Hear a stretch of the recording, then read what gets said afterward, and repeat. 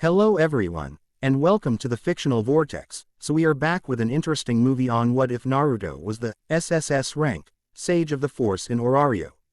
Naruto x Freya x Ahsoka Tano, DanMachi, Star Wars. But before we start, I just want to remind you to please subscribe to my channel and hit the like button if you enjoy my content. Let's start the story. Chapter 1. The Sage of Six Paths and the Force. Golden morning light spilled across Orario's eastern districts, casting long shadows from the imposing Tower of Babel that dominated the city center. Bel Crenel leaned against a weathered stone wall, fidgeting nervously while waiting for his advisor outside guild headquarters. His crimson eyes darted between passing adventurers, measuring himself against their confident strides and battle-worn equipment. A sudden hush fell over the normally bustling street. Conversations died mid-sentence as heads turned toward a solitary figure moving through the crowd. Bel's breath caught. "It's him," he whispered, unconsciously standing straighter. The man walked with unhurried confidence, his long white cloak billowing gently despite the still morning air. 6 black Magatama symbols adorned its hem, and intricate red seals covered the back. Sun-kissed blonde hair framed sharp features marked with 3 whisker-like lines on each cheek. Most striking were his eyes, vibrant blue that occasionally flickered with golden light when they caught the morning sun. "The SSS-Rank," someone murmured reverently.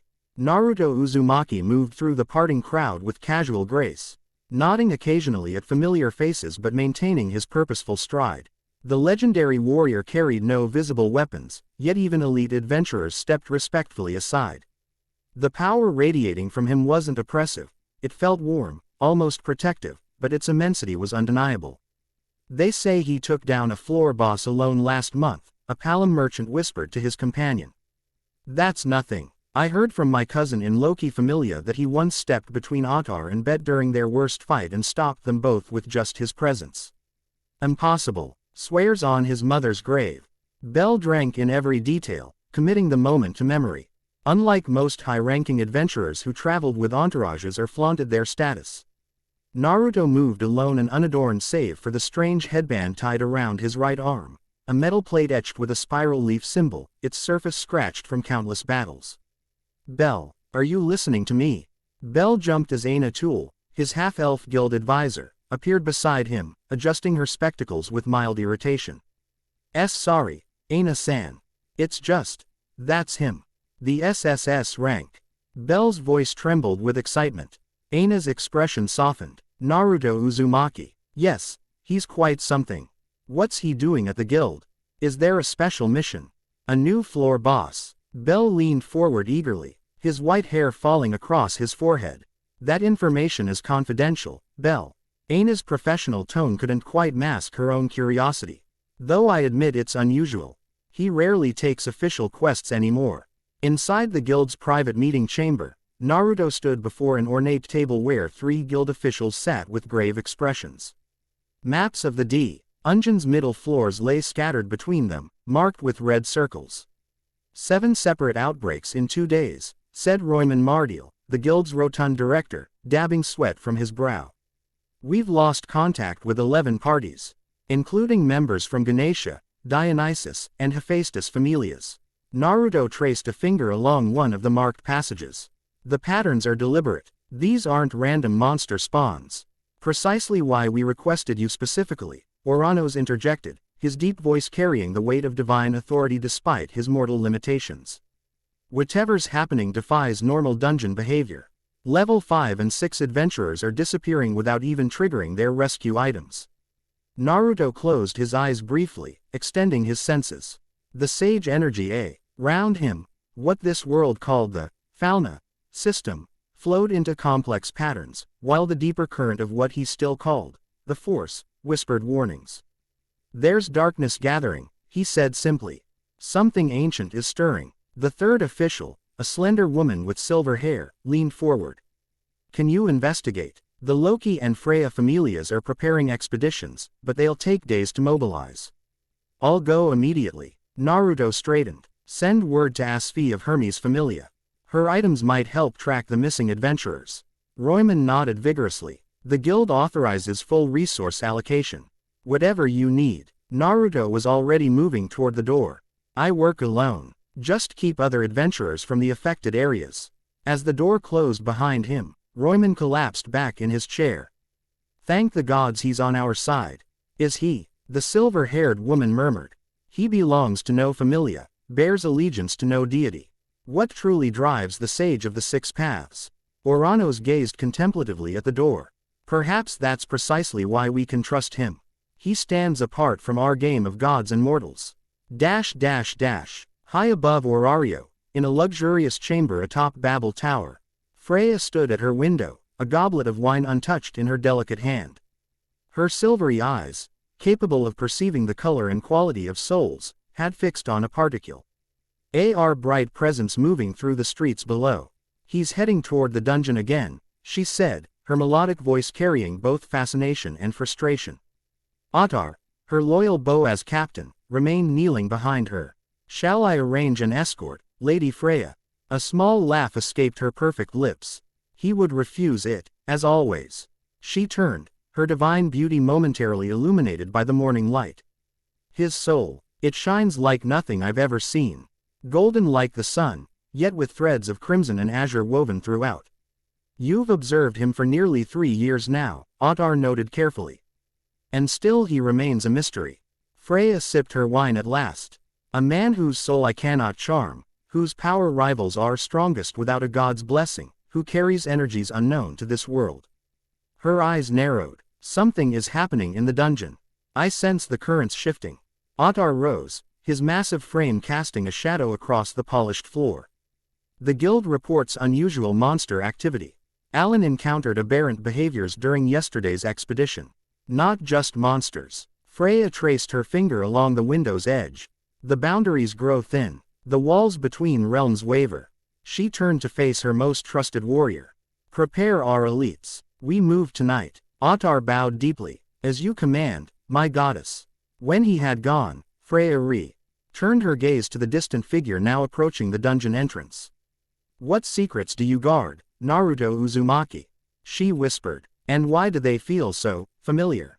The moment Naruto entered the dungeon, he felt it, a dissonance in the natural energy, like a virus infecting a living organism.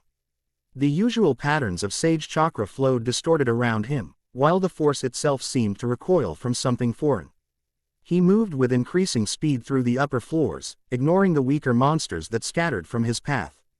By the 5th floor, he encountered the first CGNS of trouble, adventurers retreating in disarray, many wounded beyond their potion's capacity to heal. The monsters, they're coordinating, gasped a young human mage, blood seeping through impromptu bandages. They herded us away from the stairs, then ambushed from all sides. Naruto steadied the man. How many in your party? 8. But we got separated. Lyra and Tomas were still fighting when? Which direction? The mage pointed with a trembling hand. Naruto pressed a specialized healing tag into the man's palm, one of his unique creations combining chakra principles with this world's magic. This will stabilize you. Head straight for the surface and activate the seal when you reach the entrance.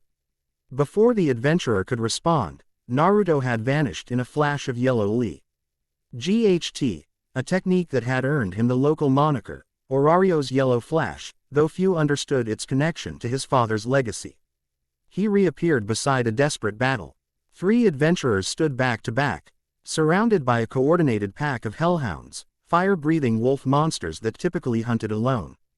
More disturbing was their behavior. Rather than attacking recklessly, they maintained a strategic circle, taking turns lunging forward to wear down the defenders. One hellhound suddenly froze, its red eyes finding Naruto. It growled, a sound almost like words, before the entire pack shifted their attention to him. Get to the stairs, Naruto commanded the adventurers without taking his eyes from the monsters. Something's controlling them. They'll focus on me now. But there are too many. Go, now. As the adventurers broke away, the hellhounds charged as one. Naruto didn't reach for a weapon. Instead, his hands formed a familiar seal. Shadow Clone Jutsu. A dozen perfect copies of Naruto manifested in puffs of smoke, each radiating the same calm readiness as the original. The hellhounds faltered momentarily, confused by the sudden multiplication of their target. That hesitation was all Naruto needed. His clones moved in perfect synchronization, each engaging multiple monsters with taijutsu techniques modified for the larger, fire-breathing creatures. The original Naruto closed his eyes briefly, gathering natural energy. When they reopened, golden pigmentation surrounded them, and his pupils had transformed to horizontal bars, the mark of his perfected sage mode. With enhanced perception, he immediately spotted the anomaly, a shadowy tendril of energy connecting each hellhound, pulsing with malevolent purpose. Not chakra, not fauna energy, but something else. Something that felt disturbingly similar to the darker aspects of the Force. Naruto extended his hand, forming a swirling sphere of energy. Unlike his youthful days, this Rasengan incorporated both chakra and Force energy, giving it a distinctive blue-green luminescence. Sage Art. Force Rasengan. He struck the central node where the shadowy tendrils converged. The impact released a controlled explosion of purifying energy that severed the connections. Instantly, the hellhounds reverted to their normal behavior, still dangerous but now disorganized and instinctual rather than tactical. The clones dispatched them efficiently, then disappeared in sequential puffs of smoke, each transferring its experiences back to Naruto. He frowned, processing the information while tending his senses deeper into the dungeon. Similar disturbances echoed from multiple locations across the middle floors, a coordinated assault unlike anything in the dungeon's known history. Worse, he detected several clustered groups of adventurers trapped by the controlled monster hordes. Kurama, he spoke internally to his lifelong companion. What do you sense? The nine-tailed fox stirred within their shared consciousness. Something familiar yet wrong, like a perverted nature energy, but not from this world. It reminds me of when we first arrived. Naruto nodded, memories of chaotic transition flashing through his mind. The dimensional rift that had torn open during his final battle with Sasuke, the sensation of being pulled across realities, the disorienting arrival in a world where chakra existed but functioned differently. He pushed the memories aside. We need to reach the 18th floor. That's the epicenter. Be careful, Kit. Whatever's manipulating the dungeon knows we're here now. I felt it recognize your energy signature. Naruto moved deeper, occasionally using his Flying Thunder God technique to bypass heavily infested areas. Along the way, he scattered adventurer parties, members of various familias caught in the sudden chaos. Some he directed toward safe passages, others, too injured to move, he protected with barrier seals before continuing. By the time he reached the 15th floor, rumors of his intervention had spread through retreating adventurers.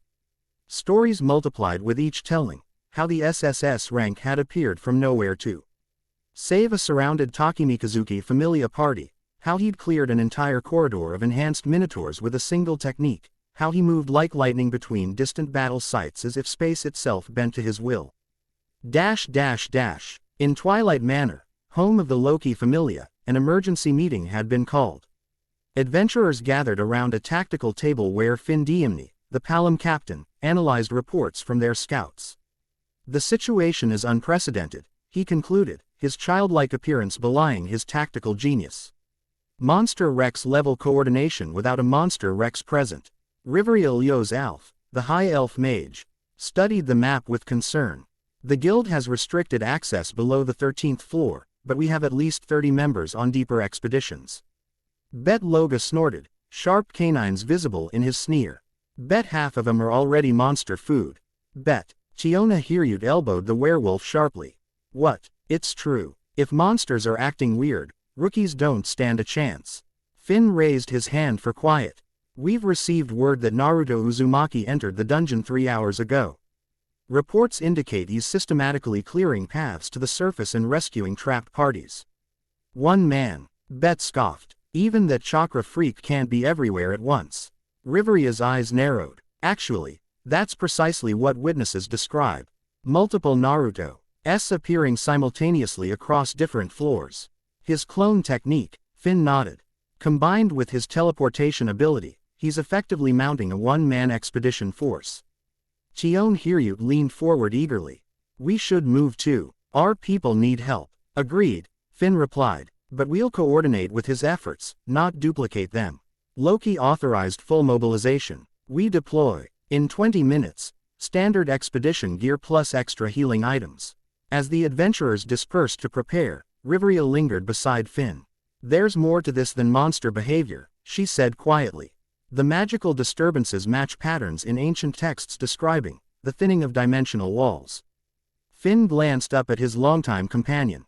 "You think this connects to his origins? To how he appeared 3 years ago? I've spent decades studying magical theory. What Naruto Uzumaki does should be impossible in our world." Rivia's voice dropped further. "And now the dungeon reacts as if to an existential threat. These are not coincidences." The Palom captain twirled his spear thoughtfully. "Then perhaps it's fortunate he's on our side. For now. Deep on the 18th floor, where the dungeon opened into the sanctuary known as Riviera, chaos reigned. The normally safe zone had been overrun by monsters pouring in from every connecting passage. Adventurers who had been sting between expeditions found themselves fighting for survival alongside merchants and crafters. Amid the desperate battle, Naruto arrived in a flash beside a collapsing defensive line. Without hesitation, he formed a cross-shaped hand seal. Multi-shadow clone jutsu. This time, not dozens but hundreds of clones materialized throughout Riviera, each moving with perfect autonomy to shore up defenses, evacuate non-combatants, and engage monster clusters. The original Naruto channeled Kurama's chakra, his appearance transforming as golden energy enveloped him like flames, dark markings spreading across his white cloak. "Everyone behind the central fountain," he commanded, his voice carrying supernatural authority. "My clones will create a perimeter." The defenders, recognizing the legendary adventurer, rallied to his position. Among them, a young Amazon woman from Takemikazuki Familia stared in awe as Naruto single-handedly turned the tide of battle. "Yamato-san, this way," called one of her companions. Yamato Makoto tore her gaze away and helped a wounded guildsman toward the designated safe zone. "I've never seen anything like this," she gasped. "Is that really all one person's power?" Her companion, Chigusa, nodded while supporting another injured adventurer. "The SSS-Rank. They say he exists outside the Fauna system somehow. That no god has blessed him, yet he surpasses level 7 abilities." As they reached the fountain plaza, they watched Naruto's clones forming complex patterns across Riviera. Some created barriers using strange paper talismans that burst into glowing seals when activated. Others worked in squads, using combination techniques that transformed the battlefield, walls of earth rising to channel monster movements, localized windstorms driving back aerial attackers. Water and lightning combinations creating devastating area effects. The original Naruto stood at the center, eyes closed in concentration. Those closest to him felt the air grow, heavy with power. Not the familiar pressure of a high-level adventurer's aura, but something more fundamental, as if reality itself responded to his will. When his eyes opened, they had transformed. Again. Concentric rings of purple overlaid with the horizontal bars of Sage Mode. Almighty push. The simple phrase preceded an invisible wave of force that swept outward in a controlled circle, rowing monsters back from the plaza's perimeter without harming the adventurers behind him. In the momentary reprieve, Naruto bit his thumb, drawing blood before slamming his palm to the ground. Summoning Jutsu. A massive red toad materialized in a cloud of smoke, its size rivaling smaller buildings. The creature wore a blue happy vest and carried dosu blades at its waist. "Gamakichi," Naruto addressed the toad. "I need you to evacuate the injured to the surface. Take the eastern passage. I've cleared it temporarily." The toad surveyed the chaos with bulbous yellow eyes. "Just like old times, Naruto. Hop on, everyone who can't fight." His voice boomed across the plaza as he lowered one webbed hand for passengers. Makoto helped load injured adventurers onto the massive amphibian, stealing glances at Naruto as he created more clones to replace those dispelled in battle. Unlike the arrogant posturing of many high-ranked adventurers, his movements showed economy and purpose. No wasted energy, no flashy displays beyond what the situation required. When Gamakichi departed with his precious cargo, Naruto turned to the remaining defenders. "The monsters are being controlled by something on the 25th floor. I need to reach it." "We'll hold here," volunteered a burly dwarf from Hephaestus Familia. "Your clones have given us breathing room to regroup." Naruto nodded, then noticed Makoto's intent gaze. "You're from Takemikazuki's family," he observed. Good form with that katana. Eastern Passage needs coverage if you're headed that way. Before she could respond, a tremor shook the entire floor. From the Northern Passage, a monstrous shape emerged. A Goliath, one of the floor bosses that typically appeared only once monthly, now advancing outside its normal territory. Worse, its body pulsed with the same shadowy energy Naruto had observed connecting the hellhounds. Everyone fall back, Naruto ordered calmly. This one's different. The Goliath roared, the sound distorted as if multiple voices cried out simultaneously. It fixated immediately on Naruto, ignoring closer targets. "It's targeting you specifically," shouted the dwarf captain. "I know." Naruto stepped forward, the golden energy around him intensifying. "That's the point." He moved with blinding speed, closing the distance to the massive monster in heartbeats. The Goliath swung a fist large enough to crush a wagon. But Naruto leapt over it with casual grace, landing on the monster's extended arm. He ran up the limb toward its head, forming energy seals as he moved. Force Sage Art.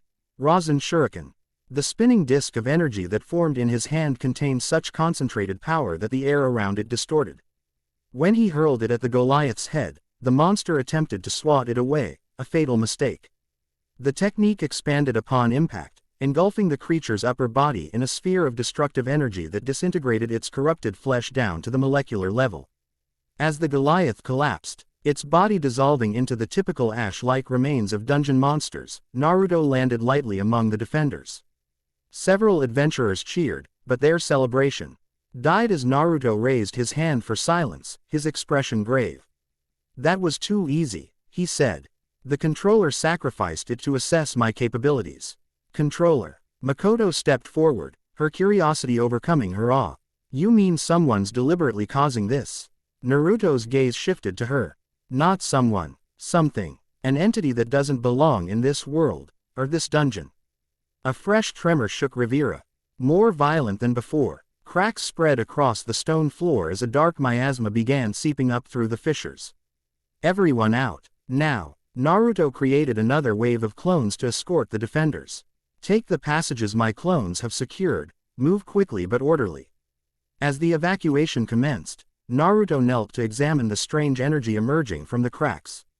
It responded to his presence, coiling toward him like a sentient thing. "Careful, Naruto," Kurama warned. "That energy, it's similar to the dark side of what the Togruta woman called the Force." "I sense it too." Naruto stood, decision made. "The source is below. I need to end this before it spreads further."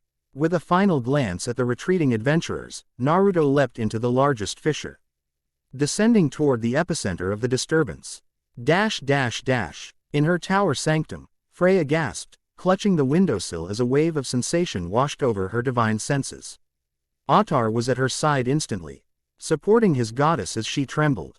"Lady Freya, such power," she whispered, eyes wide. "He's unleashed it fully now. The golden cloak, just like when he first appeared." Her mind flashed back to that day, the mysterious pillar of light that had erupted from the dungeon, the subsequent earthquakes that had rocked Orario, and her first glimpse of Naruto Uzumaki emerging from the Tower of Babel's entrance. Carried unconscious by baffled Ganesha Familia members. Even then, barely alive, his soul had shone with unprecedented brilliance. "Ottar," she composed herself. "Change of plans. Gather Alan, Hadin, and the Gulliver brothers. We move immediately. The situation has worsened." Freya's silver eyes narrowed. Something ancient has awakened. Something that recognizes him. Naruto descended through layers of the dungeon rarely seen by adventurers, moving with the surety of one following an unmistakable trail. The corruption grew thicker as he progressed, with walls pulsing like diseased flesh and monsters wandering aimlessly, their bodies partially consumed by the shadowy energy. On the 25th floor, he found what he sought, a chamber that hadn't existed during his previous expeditions. Its walls were lined with crystalline structures that pulsed with sickly light, and at its center stood a pillar of swirling darkness. "A dimensional anchor," Naruto murmured, recognizing the phenomenon from his own arrival years ago. As he approached, the darkness responded, coalescing into a vaguely humanoid shape. It had no distinct features, yet Naruto felt its malevolence, ancient and patient. "It's trying to communicate," Kurama observed. "Or perhaps, scan your memories. Naruto reinforced his mental barriers, techniques learned from Th ninja training and his limited understanding of force disciplines. Who are you? He demanded. What do you want with this world? The shadow writhed, and a voice emerged, not spoken but somehow projected directly into Naruto's mind. Uzumaki. Vessel. Force wielder. The words came disjointed, as if the entity struggled with language. You, bridge, worlds, like us.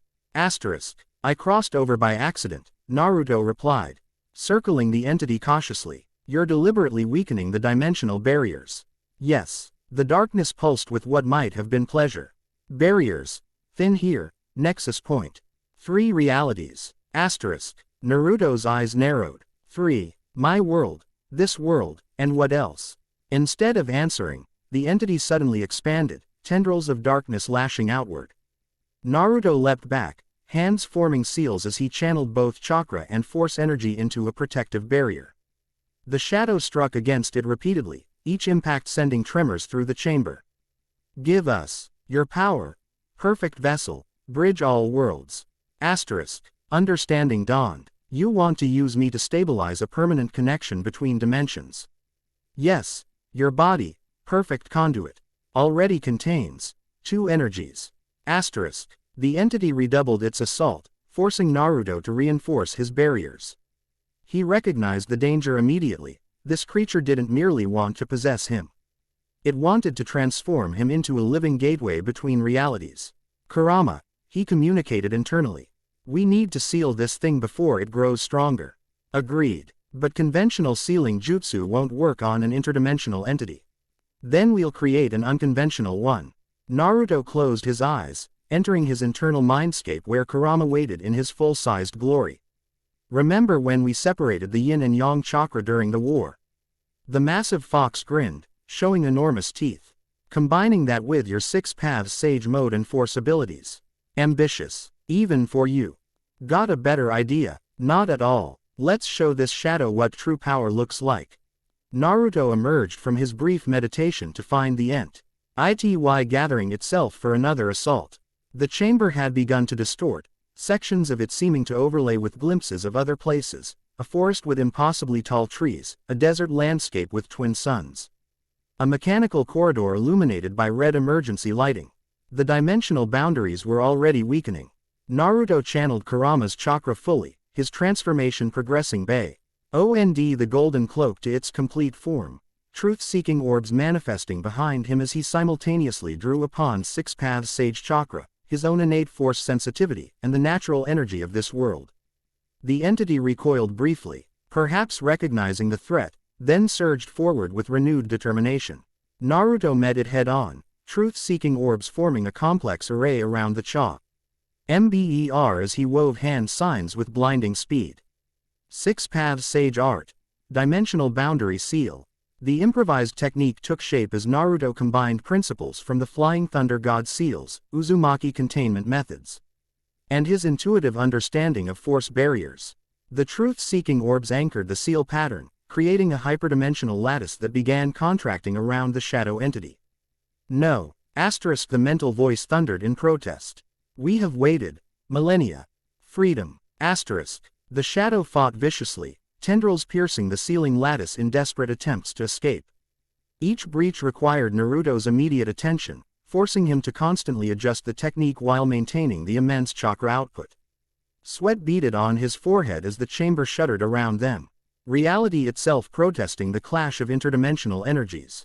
Minutes stretched like hours as Naruto gradually compressed the ceiling lattice, forcing the entity into an increasingly confined space.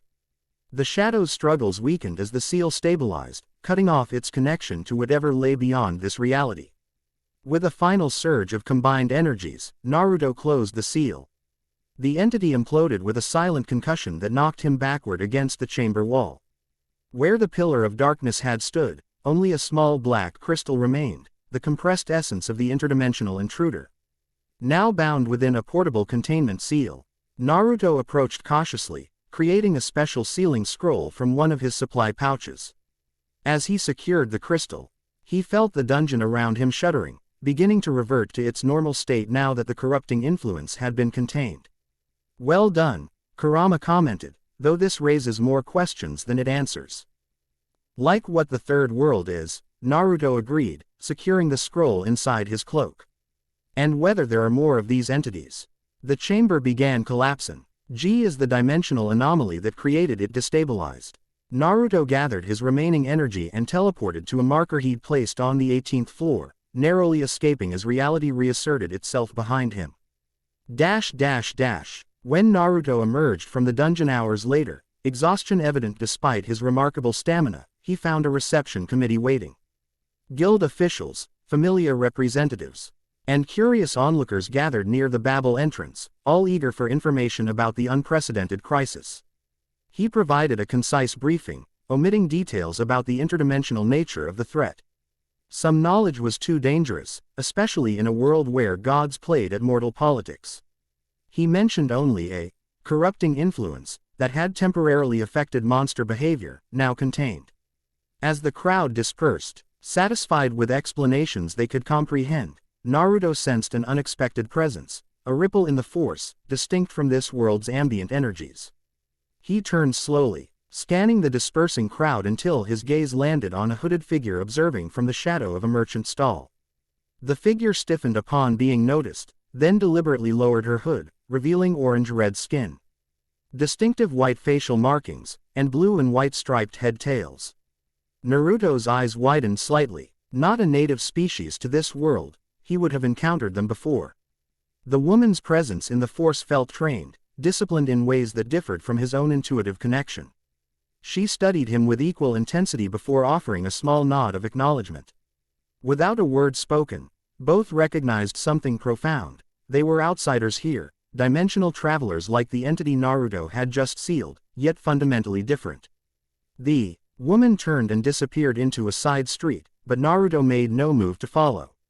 The encounter would happen on its own terms, when both were ready. Ahsoka Tano, he murmured the name that had song. How transferred through their brief force connection. An impression of lightsabers, clone wars, and a mentor's betrayal had accompanied it, fractured insights into another life displaced from its proper reality. Naruto looked up at the evening sky, where stars had begun appearing above Orario. How many worlds existed beyond those stars? How many realities beyond this one? And what forces were now working to bring them together, or tear them apart? He placed his hand over the sealed scroll containing the shadow entity. Its presence felt dormant but not defeated. Whatever game was being played transcended dimensional boundaries. And he had just made the opening move. With renewed purpose, Naruto turned toward the modest apartment he maintained in Orario's eastern district. Tomorrow would bring new challenges, including a certain force-sensitive woman with whom he shared more in common than either yet realized. Chapter 1 End **# Chapter 2, Goddess of Desire, Warrior of Light. The twilight embraced Orario like a lover's caress, bathing Babel Tower in ethereal luminescence that matched the color of Freya's eyes. She stood nude before her chamber's vast windows, unconcerned modesty. Why would divinity hide perfection? The goddess's gaze remained fixed on a modest building in the eastern district where a particular light burned late into the evening. 3 years, she murmured, tracing her finger down the cool glass. 3 years observing, and still you remain beyond my reach. My lady. Ottar's deep voice rumbled from the doorway, his massive frame silhouetted against the hall light. Freya didn't turn. Her most loyal child knew better than to enter uninvited during her private contemplations. Yesterday's events have accelerated matters, she said. The dimensional disturbance awakened something in him. His power signature has changed again. The Boaz warrior shifted uncomfortably. Alan reports the guild has placed the crystal under maximum security. Rumors suggest even Oranos has taken personal interest. Of course he has. Freya's laugh held no warmth. The old god senses what I do, the boundaries weaken. The ancient prophecies stir. She finally turned, her divine beauty causing even Ottar's disciplined gaze to falter momentarily. Bring me the Yggdrasil text from our private collection. The time for observation ends. After Ottar departed, Freya allowed herself a rare moment of vulnerability. She pressed her forehead against the cool glass, silver eyes fixed on that distant light. What haunts your dreams, my golden-souled warrior? She whispered. What memories of other worlds keep you from surrendering to this one, to me? In her thousands of years since descending from Tenkai, Freya had pursued countless exquisite souls, collecting, consuming, discarding them once their luster faded. Yet something fundamental had changed when she'd first glimpsed Naruto Uzumaki's soul 3 years earlier. Its radiance had initially blinded even her divine sight, golden like the sun yet laced with crimson power and cerulean determination, swirling in patterns entirely foreign to this world. More shocking still, her divine charm hadn't affected him at all. For the first time, a mortal saw Freya, truly saw her, without succumbing to maddening desire. He'd treated her with polite respect rather than worshipful adoration.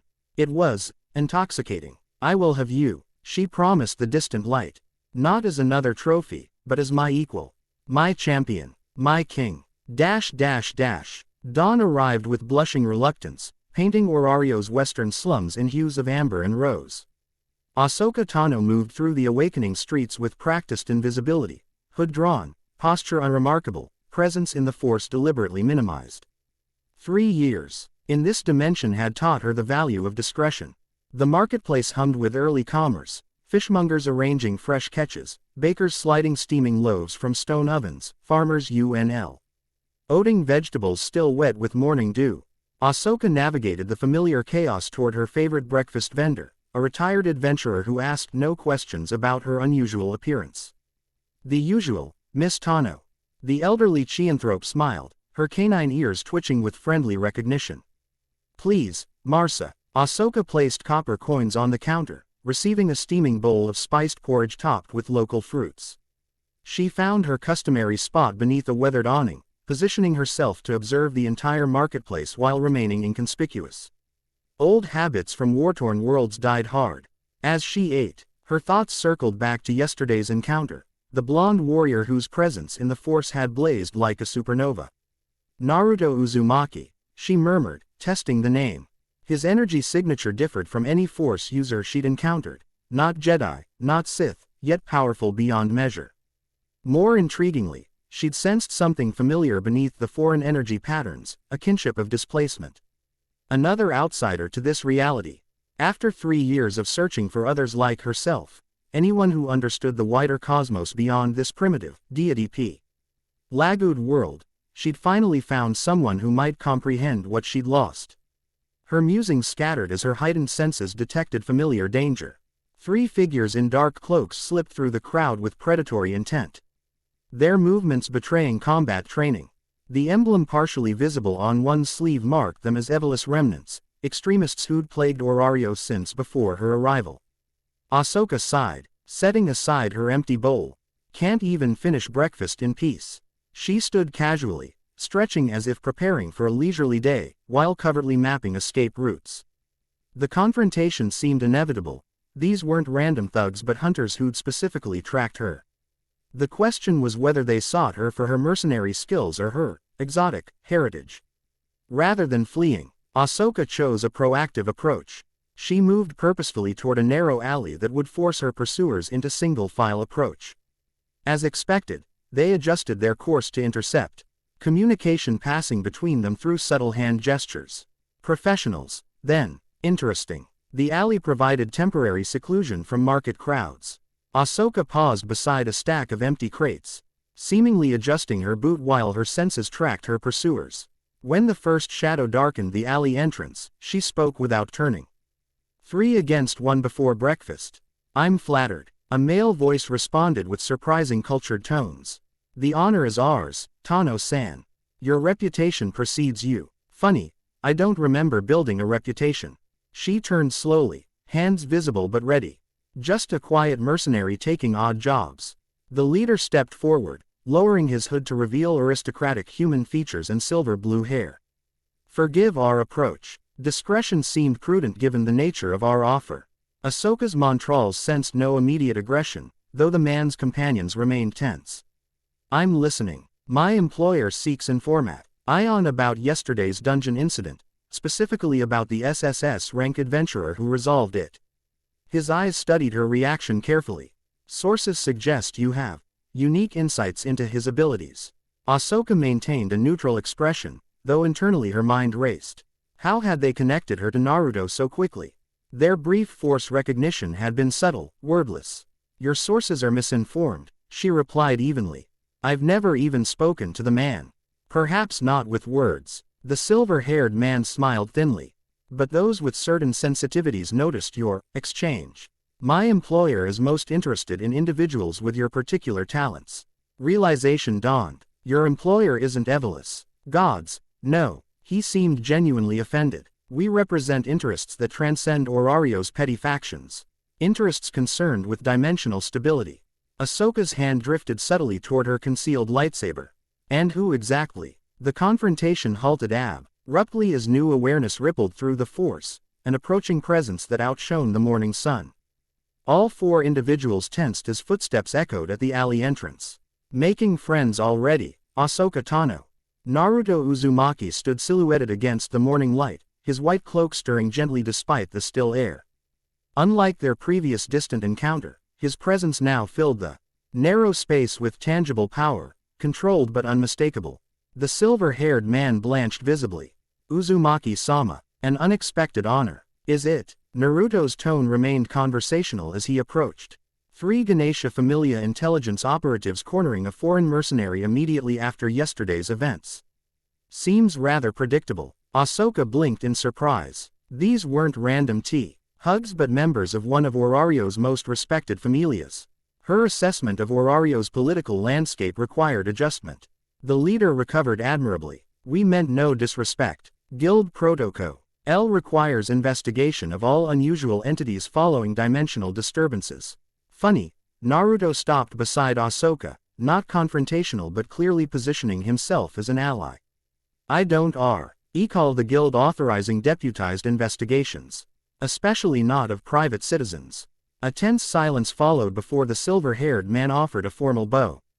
A misunderstanding, then. We'll take our leave. He signaled his companions, all 3 backing respectfully from the alley before disappearing into the morning crowd. When they'd gone, Ahsoka turned to study her unexpected defender. Up close, Naruto appeared younger than his reputation suggested, perhaps mid-20s, though his eyes held ancient wisdom. The whisker markings on his cheeks seemed natural rather than decorative, his relaxed posture belied the immense power she sensed within him. You didn't need to intervene, she said, her accented voice reflecting her non-native status. I've handled worse. I know. Naruto smiled, a genuine expression that transformed his serious features. But they weren't being honest about their affiliation. Those weren't Ganesha operatives. Ahsoka's eyes narrowed. How can you tell? Chakra signatures don't match Ganesha's blessing pattern. Plus, their body language was wrong, too rigid for Ganesha's people. He gestured toward the marketplace. Walk with me. We have much to discuss, and this isn't the place. Quote, curiosity overrode caution. After 3 years of isolation, being the only one who understood concepts like hyperspace, republics, and galactic civilizations, Ahsoka couldn't resist the opportunity to speak with someone who might comprehend her situation. Lead the way, she agreed, falling into step beside him. The hostess of fertility bustled with late morning patrons, adventurers breaking their fast before dungeon dives, merchants conducting business over coffee, servers navigating the controlled chaos with practiced efficiency. In a corner booth shielded from casual observation, Naruto and Ahsoka conducted their own delicate negotiations over steaming cups. You arrived 3 years before me, Naruto summarized after they'd exchanged abbreviated histories. Through a hyperspace anomaly during something called the Clone Wars. Ahsoka nodded, her striped head tails shifting with the movement. My starfighter encountered a dimensional rift. One moment I was escaping Imperial forces, the next I was crash landing outside Orario. She studied him over her cup. Your arrival was more dramatic. So I've been told. Naruto's expression turned reflective. I remember little of it. The battle with Sasuke, the dimensional tear, then waking up in the guild's medical facility with Kurama frantically trying to heal me. Kurama, your fox spirit. Ahsoka's expression revealed fascination rather than judgment. In my galaxy, we'd call that a force bond, though typically not with non-sentient creatures. Kurama is very much sentient, Naruto corrected with a small smile. and quite opinionated about being called a spirit. As if on cue, Ahsoka sensed a flicker of separate consciousness, ancient, powerful, and distinctly vulpine, regarding her through Naruto's eyes. The sensation vanished almost immediately, but the message was clear: she'd been assessed by something far older than the young man before her. Fascinating, she murmured. In all my travels across the galaxy, I've never encountered anything quite like your bond. Just as I've never met anyone from a world with space travel and laser swords. Naruto nodded toward her hip, where her concealed lightsaber hung beneath her cloak. Though I sense you don't show those to just anyone. Lightsabers tend to attract unwanted attention, Ahsoka acknowledged. Quote, this world's technology isn't ready for such weapons. Their conversation paused as a slender, green-haired elf approached their table. Despite her waitress uniform, she moved with a fighter's precision, her emerald eyes assessing Naruto's companion with cool professionalism. Your usual, Naruto-san? She asked, her melodic voice carrying underlying tension. Thank you, Ryu. Naruto's warm greeting suggested familiarity. And whatever my friend desires. Ryu Lion's gaze lingered on Ahsoka's unusual features before she offered a small, professional bow. The chef's preparing a special tod. Daedalus street-style fried fish with herb crust. That sounds perfect, Ahsoka replied, recognizing the subtle test in the recommendation, a dish from Orario's most culturally diverse district, S. Augustine Ryu recognized her as a foreigner. After Ryu departed, Naruto leaned forward slightly. She's more than a waitress, he explained quietly. Former high-level adventurer. One of the few Opal in Orario who knows I'm not from this world. You trust her, Ahsoka observed. Not a question. With my life, Naruto confirmed. Ryu understands what it means to live outside society's expectations. To carry a past others wouldn't comprehend. The conversation shifted to practicalities, how each had adapted to Orario's unique cultural and magical systems, their respective cover stories. Their methods of operating without familia affiliations in a god-dominated society. You've refused all recruitment attempts, Ahsoka noted as their food arrived. That's made you something of a lege. ND, the unaffiliated SSS-Rank who answers to no deity. Naruto accepted a steaming bowl of ramen from Ryu with a grateful nod before responding. Gods here aren't like the Sage of Six Paths or other divine figures from my world. They're powerful but flawed. Playing games with mortal lives. I won't become another game piece. Wise, Ryu interjected as she placed Ahsoka's dish before her. How it makes you a target for the more ambitious deities. Her emerald eyes conveyed layers of meaning beyond her words. Like Freya, Ahsoka asked directly, having heard rumors even in her limited social circles. The slight tension in Naruto's shoulders confirmed her suspicion before he responded. Freya's complicated, more dangerous than most because her interest seems genuine rather than merely collecting power. Ryu's expression darkened momentarily. Her obsessions destroy lives, Naruto-san. Remember Sir's warning. With that cryptic statement, she returned to her duties, leaving Naruto looking thoughtful. Ahsoka sensed unspoken history but chose not to pry. Instead, she returned to more pressing matters. Yesterday's dungeon incident, she began. That entity you contained, it wasn't random, was it? It recognized you, recognized what we are. Naruto nodded gravely. Dimensional travelers. It called us, bridges between worlds. And it mentioned 3 realities, not just 2. 3. Ahsoka's eyes widened with sudden understanding. Your world, my galaxy, and this one, Orario. Exactly. Whatever's happening, it involves all 3 dimensions. Naruto lowered his voice further. The entity was trying to use me as a conduit, to stabilize a permanent connection between worlds. Ahsoka's mind raced with implications. That explains the increased dimensional anomalies I've been tracking. Spatial distortions have tripled in the past month alone. You've been monitoring them. Naruto looked impressed. With modified equipment salvaged from my crashed starfighter. The technology's primitive by Republic standards, but it detects disruptions in the Force's normal patterns. Their discussion deepened as they shared observations, Ahsoka's technical knowledge complementing Naruto's instinctive understanding of energy flows. Neither noticed the increasing attention their intense conversation attracted from other patrons, nor the tall, silver-haired adventure. Arhood entered the tavern specifically to observe them. In the dungeon's secured research facility, located beneath guild headquarters, Orario stood before a containment chamber housing the black crystal Naruto had recovered. Despite its small size, no larger than a man's fist, the object radiated malevolent purpose that even the god's diminished divine senses could detect. Remarkable craftsmanship, murmured his companion. A bespectacled human woman with calculating eyes. The sealing techniques incorporate principles I've never encountered. That's precisely why I summoned you, Leona, Orano's replied. Your expertise in magical theory transcends conventional understanding. Leona Vestaine, independent researcher and consultant to multiple familias, adjusted her spectacles as she studied the crystal's containment array. The basic structure resembles Kabbalistic bindings, but the energy signatures. She frowned. They're completely foreign, not divine, not monster-derived, not standard magic. Can you break the seal? Orano's asked directly. Possibly. The question is whether we should. Leona glanced at the ancient deity.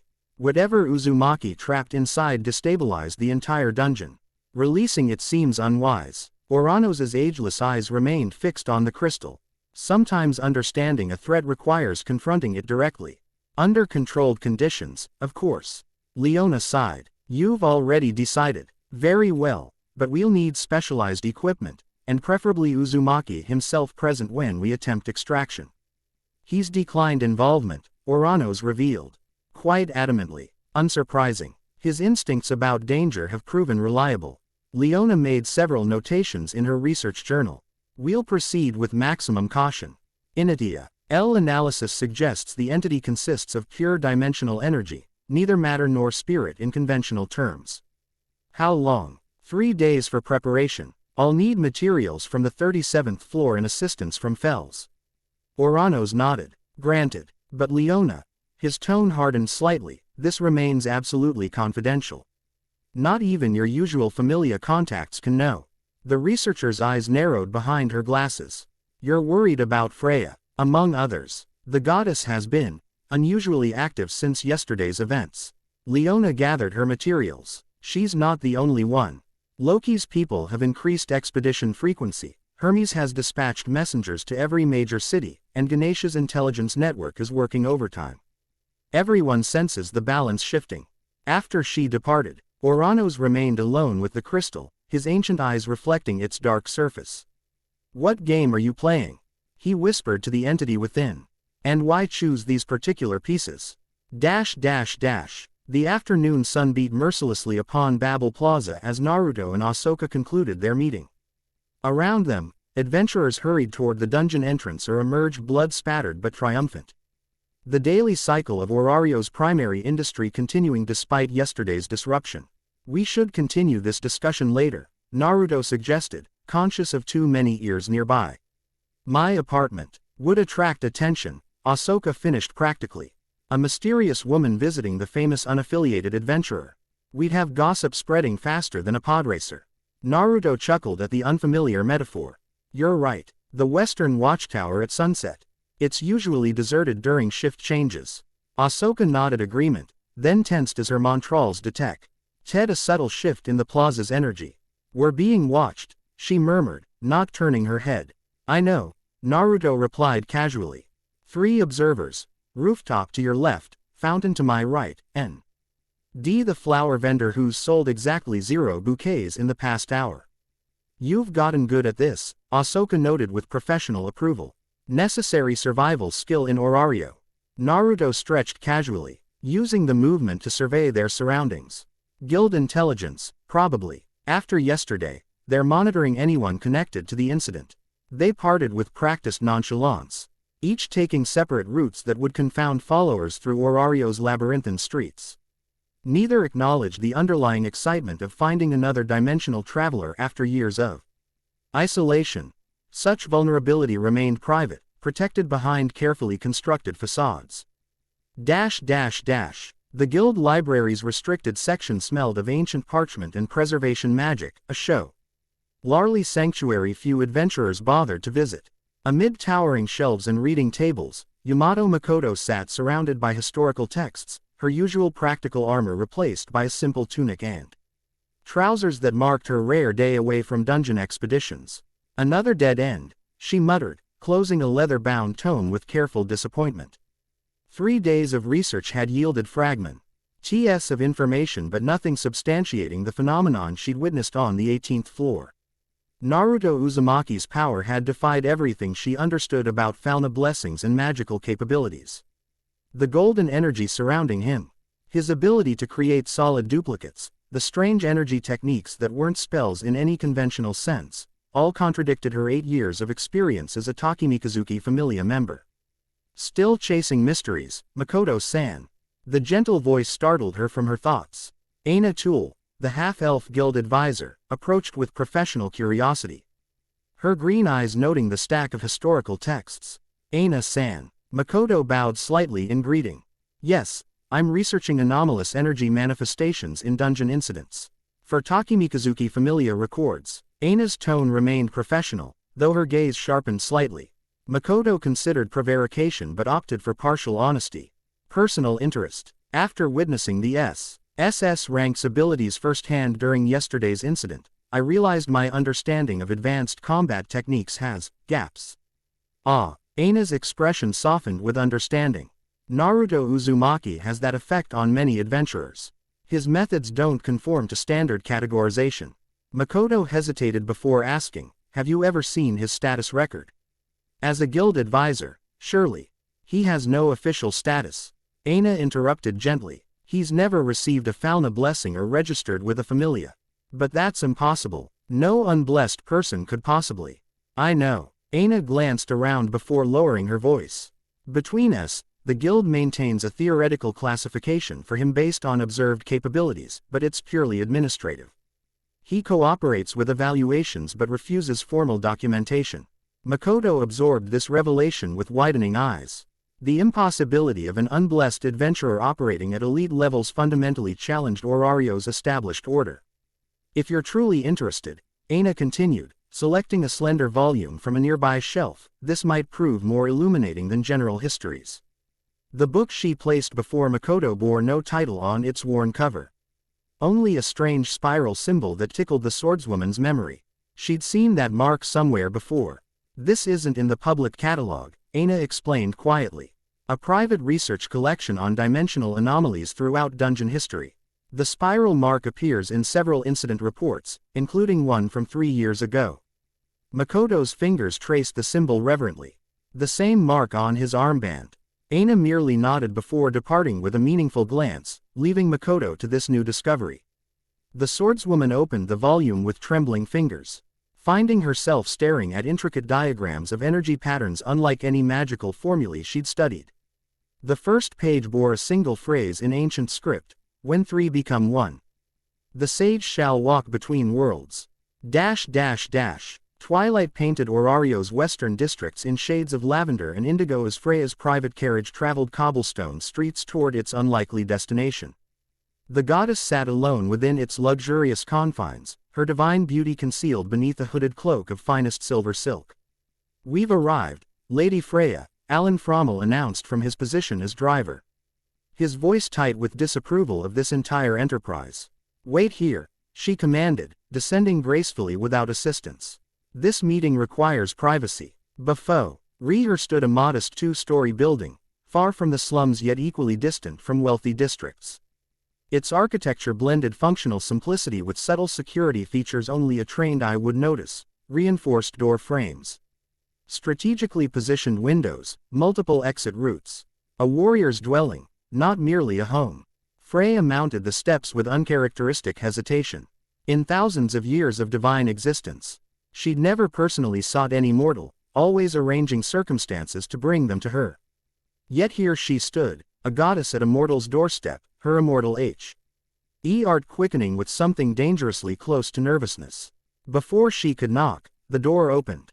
Naruto Uzumaki stood framed in the entrance, his blonde hair damp from bathing, wearing simple black trousers and an open-collared white shirt rather than his distinctive cloak. The casual attire did nothing to diminish his presence. I sensed you coming, he said simply, neither welcoming nor rejecting her arrival. Freya lowered her hood, allowing moonlight to illuminate her perfect features. Any other man would have been instantly entranced, his will supplanted by overwhelming desire. Naruto merely met her gaze with calm acknowledgement. "May I enter?" she asked.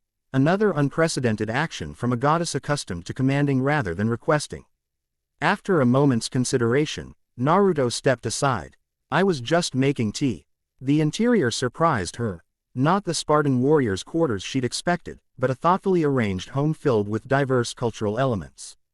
Bookshelves lined one wall, containing volumes in multiple languages. A small indoor garden featured plants she recognized from distant regions. Functional furniture showed quality craftsmanship rather than ostentation. Most revealing were the personal touches, a collection of unusual three-pronged knives displayed with reverence, framed photographs, a technology rare in Orario showing Naruto with various companions, and children's drawings signed by familiar orphans he'd befriended. "Your home reflects you," Freya observed, removing her cloak.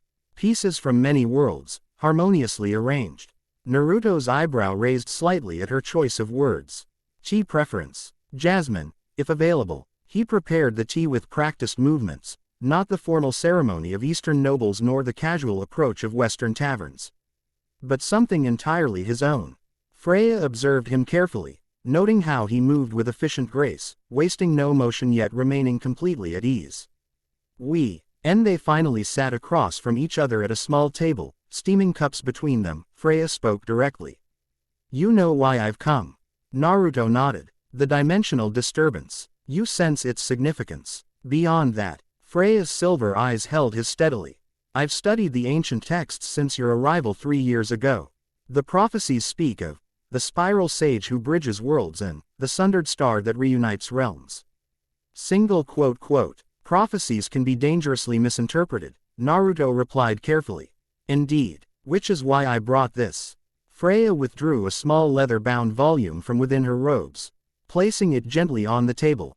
Its cover bore the same spiral symbol Makoto had discovered hours earlier. The complete Yggdrasil Codex, one of 3 surviving copies. Naruto's expression remained neutral, though Freya sensed his heightened interest. "How did you acquire this?" "I've walked this world for millennia, Naruto. Long enough to collect many treasures." She pushed the book toward him.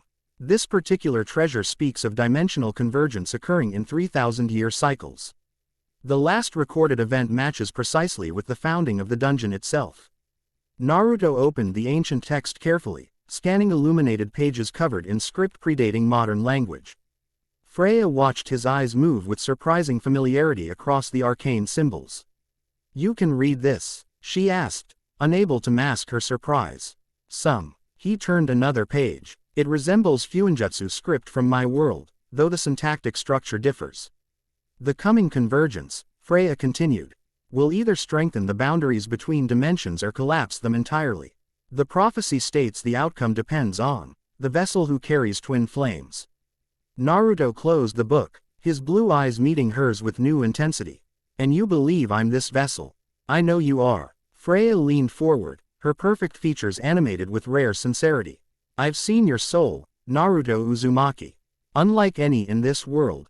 Golden chakra intertwined with blue spirals of what you call the Force. 2 energy signatures from different dimensions, existing harmoniously within one vessel." A tense silence followed this declaration, broken only by the gentle ticking of a wall clock, another rarity in Orario's predominantly magical environment. "What do you want, Freya?" Naruto finally asked, his direct question cutting through diplomatic pretense. "Partnership," she replied immediately. "Not submission to my familia, but true alliance. My resources and knowledge combined with your unique abilities." "For what purpose?" "To navigate the coming convergence. To ensure these dimensions align rather than destroy one another." Her voice lowered, acquiring rare vulnerability. "And perhaps, to understand what makes you unique among all mortals I've encountered in my existence." Naruto studied her with penetrating awareness that seemed to reach beyond physical senses. Freya knew he was evaluating not just her words but the emotions and intentions behind them, a disconcerting experience for a goddess accustomed to being the observer rather than the observed. "You're being partially honest," he finally said, surprising her with his perception. "You genuinely believe this dimensional crisis threatens Orario. But you're withholding something significant." Freya's perfect lips curved in a small, appreciative smile. Perceptive. Yes, I have personal interest beyond Orario's safety. She met his gaze unflinchingly. You fascinate me, Naruto. In thousands of years, I've never encountered a soul I couldn't charm, a mortal who sees me rather than the divine illusion I project. And that makes me what? A challenge, a novelty. His tone remained curious rather than accusatory. Initially, perhaps, she admitted with unexpected candor. But observing you these 3 years has revealed something more valuable, a perspective entirely outside our divine games. You operate according to principles neither gods nor mortals of this world fully comprehend. Naruto sipped his tea, considering her words. Even if I believed your intentions were purely cooperative, an alliance with Orario's most notorious goddess would compromise my neutrality. The political implications alone would be manageable, she interjected smoothly. We needn't announce formal connection. Discreet collaboration serves both our interests. And what specifically would this collaboration entail? Freya sensed opportunity in his question, not acceptance but willingness to listen. Progress indeed. 3 immediate objectives, she outlined precisely. First, combined investigation into dimensional anomalies beyond yesterday's incident. My familia has documented 17 similar occurrences across Orario in recent months. Naruto's eyes narrowed with interest. 17. The guild has only reported 3. The guild reports what serves its purposes, Freya dismissed with a wave. Second objective. Exploration of specific dungeon locations where boundary thinning is most pronounced. My Captain Ottar discovered ancient mechanisms on the 37th floor that activate during dimensional disturbances. And third, translation of the complete codex. She gestured to the book between them. It contains practical instructions for stabilizing dimensional boundaries, not merely prophecies. With your knowledge of similar script from your world, Naruto fell silent, weighing implications while Freya waited with uncharacteristic patience. She Gnized this critical juncture, push too hard and he would withdraw entirely, appear too eager and he would question deeper motives. I need time to consider, he finally said, and to verify your information independently. Of course. Freya stood gracefully, reclaiming her cloak but deliberately leaving the ancient book on his table. The codex remains with you regardless of your decision. Some knowledge transcends personal interests. At the door, she paused, looking back at him with an expression few ever witnessed from the goddess of beauty, genuine, unguarded curiosity. May I ask one personal question before departing? Naruto nodded cautiously. In your world, were there gods? True immortals who walked among mortals? The question clearly surprised him. After a thoughtful moment, he answered. Not as you define them. We had those with godlike power, beings of immense chakra capable of reshaping landscapes or controlling life forces. But true immortality, no. His eyes held hers steadily.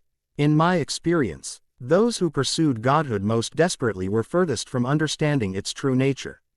Freya's perfect features reflected momentary vulnerability before her divine mask returned. Fascinating. Perhaps that explains why you alone see through divine glamour. She offered a formal bow, another unprecedented gesture from the proud goddess. Until our next meeting, Sage of Six Paths. When she had gone, Naruto remained motionless, staring at the ancient book she'd left behind. After several minutes, he addressed the apparently empty room. You can come out now. She's gone. From the shadows of his kitchen emerged Ahsoka Tano, her force presence carefully masked until this moment. That, she said with evident amazement, was the goddess Freya. The deity whose beauty supposedly drives mortals to madness. The same, Naruto confirmed, returning to the table. You heard everything. Enough to be concerned. Ahsoka joined him, examining the ancient book with cautious curiosity. You don't seriously trust her. Trust? No. But dismissing her information would be equally unwise. He opened the codex to a page marked with intricate diagrams resembling star maps. Especially when it aligns with what we discovered earlier today. Earlier that evening, at the Western Watchtower, they'd shared their respective knowledge of dimensional theory, Ahsoka's technical understanding complementing Naruto's experiential insights. Together, they'd identified a pattern of increasing anomalies concentrated around specific dungeon coordinates.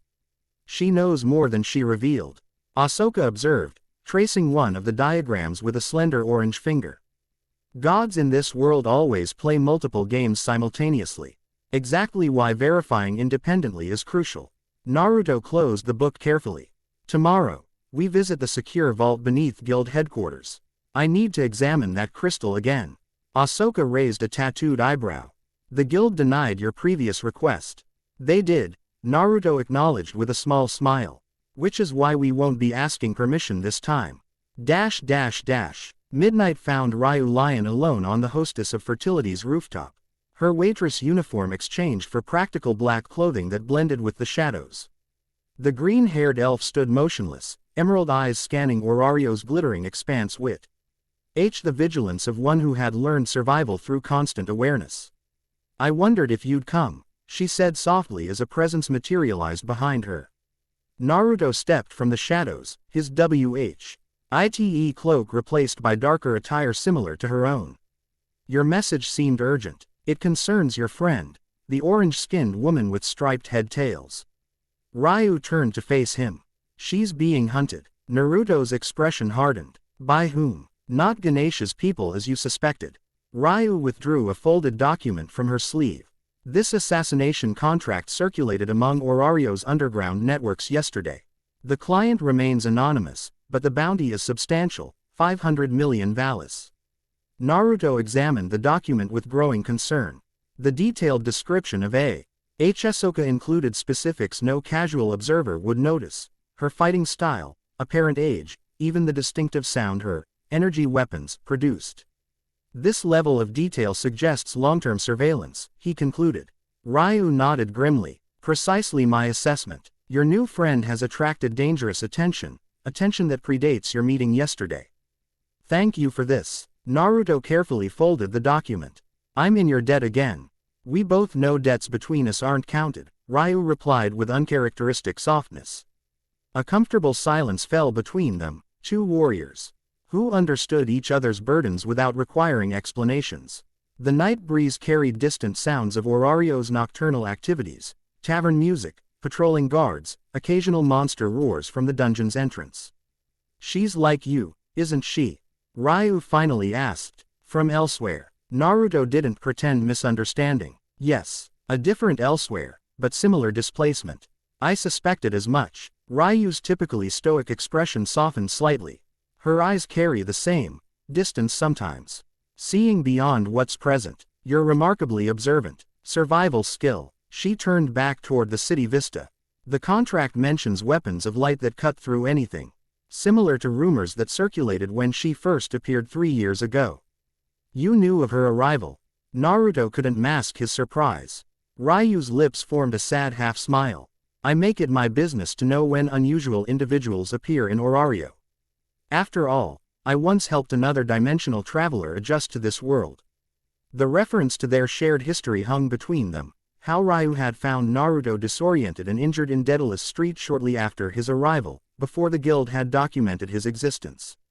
How she'd provided safe harbor when he'd been unable to explain his origins coherently.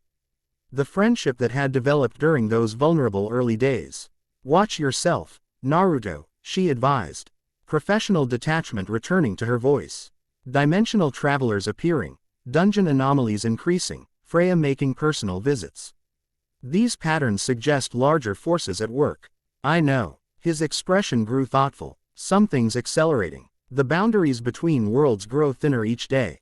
Ryu hesitated before adding, there's one more thing you should know. The abandoned temple in West Forest shows signs of recent activation. The ancient doorway that never opens, Naruto finished, tension evident in his posture. Are you certain? I investigated personally this morning. The inscriptions glow with blue energy during moonrise. The same energy signature as 3 years ago when I arrived, Naruto completed grimly. Show me. West Forest stretched beyond Orario's outer walls, a sprawling wilderness rarely traversed by adventurers focused on the dungeon's more predictable dangers. Beneath ancient trees whose canopies blocked even moonlight, Naruto and Ryu moved with practiced stealth, their progress marked only by occasional underbrush rustling. The temple was ancient even when gods first descended, Ryu explained as they navigated by memory through the darkness. Local legends claim it predates Orario itself. The gods never investigated it. Naruto asked, ducking beneath a low-hanging branch. Many tried. None succeeded in accessing its inner chambers. Ryu's night vision guided their path unerringly. The structure resists divine energy, actually repels it. Gods who attempt entry experience painful feedback through their arcana. Quote, suggesting it wasn't built by this world's deities, Naruto concluded. Precisely. Which makes your connection to it all the more intriguing. They emerged into a moonlit clearing where weathered stone pillars stood in geometric formation around a central structure resembling a small temple. Its architecture defied categorization, neither Orario's typical L style nor anything from regions beyond. The stone itself possessed an unusual bluish tint visible even in dim light. As they approached, Naruto extended his senses, combining Sage Mode's natural energy perception with force sensitivity. The results nearly staggered him. It's resonating, he whispered, awe replacing caution. The entire structure vibrates with dimensional energy, like a tuning fork between realities. Ryu remained respectfully silent as Naruto circled the temple, his enhanced perception revealing patterns invisible to normal sight. The stone walls contained embedded architree unlike anything in Orario's magical technology, more advanced than even his own world's most sophisticated ceiling arrays. When he reached the sealed doorway, Naruto froze. Inscribed across its surface, partially obscured by centuries of weathering but unmistakable to his trained eye, was a spiral pattern identical to his clan's symbol, surrounded by writing in 3 distinct scripts. Uzumaki Fuinjutsu, he breathed in disbelief, tracing the familiar curves. But combined with, this resembles Orabesh script from Ahsoka's galaxy, and this third language. The same text as the Yggdrasil Codex, Ryu confirmed. 3 writing systems, intertwined into one sealing matrix. The implications overwhelmed Naruto momentarily. This structure hadn't merely existed before his arrival. It had apparently been designed with knowledge of all 3 connected dimensions. The craftsmanship suggested purpose rather than coincidence, intelligence rather than natural phenomenon. Someone planned this, he said finally, stepping back to assess the entire structure. The dimensional connections aren't accidental. They're engineered. Ryu's expression remained carefully neutral. You Bell, I have someone deliberately connected your world, Ahsoka's galaxy, and Orario. Not just connected them, built infrastructure to maintain and control those connections. Naruto gestured to the geometric precision of the surrounding pillars. This is a dimensional waypoint. A calibrated anchor point between realities.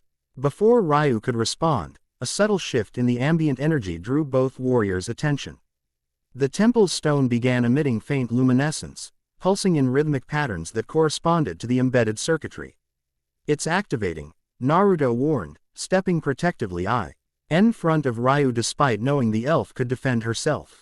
The sealed doorway's inscriptions glowed with increasing intensity, the 3 writing systems illuminating in sequence, first the Uzumaki spiral, then the Orabesh characters. Finally the ancient Orarian script. When all 3 shone simultaneously, the stone door itself began to shimmer with translucence. Through its increasingly transparent surface, Naruto glimpsed what appeared to be a vast chamber containing technology beyond Orario's development level, control panels with holographic displays, energy conduits pulsing with power, and at its center, a massive crystalline structure resembling the smaller crystal he'd contained in the dungeon. Impossible, Ryu whispered beside him. The temple interior shouldn't be larger than its exterior dimensions. Unless it exists partially in another dimension, Naruto theorized, moving closer despite instinctive caution. We're seeing through a thinning barrier between worlds. As they watched in fascination, a figure moved into view within the chamber, humanoid but indistinct, as if viewing a reflection in disturbed water. The figure approached the doorway from the opposite side, raising a hand toward the barrier separating them. Naruto, driven by intuition rather than reason, mirrored the gesture, his palm meeting the still solid door at precisely the point where the mysterious figure's hand appeared on the other side. Energy surged between the points of near contact. Golden chakra from Naruto's palm met with blue-white energy from the figure's hand, creating a swirling vortex of combined power at the barrier's surface. The door's transparency increased until Naruto could almost distinguish the figure's features. Then, as suddenly as it had begun, the phenomenon collapsed. The doorway solidified, inscriptions faded to dormancy, and the temple's stone returned to its weathered appearance. The brief connection severed as if it had never existed.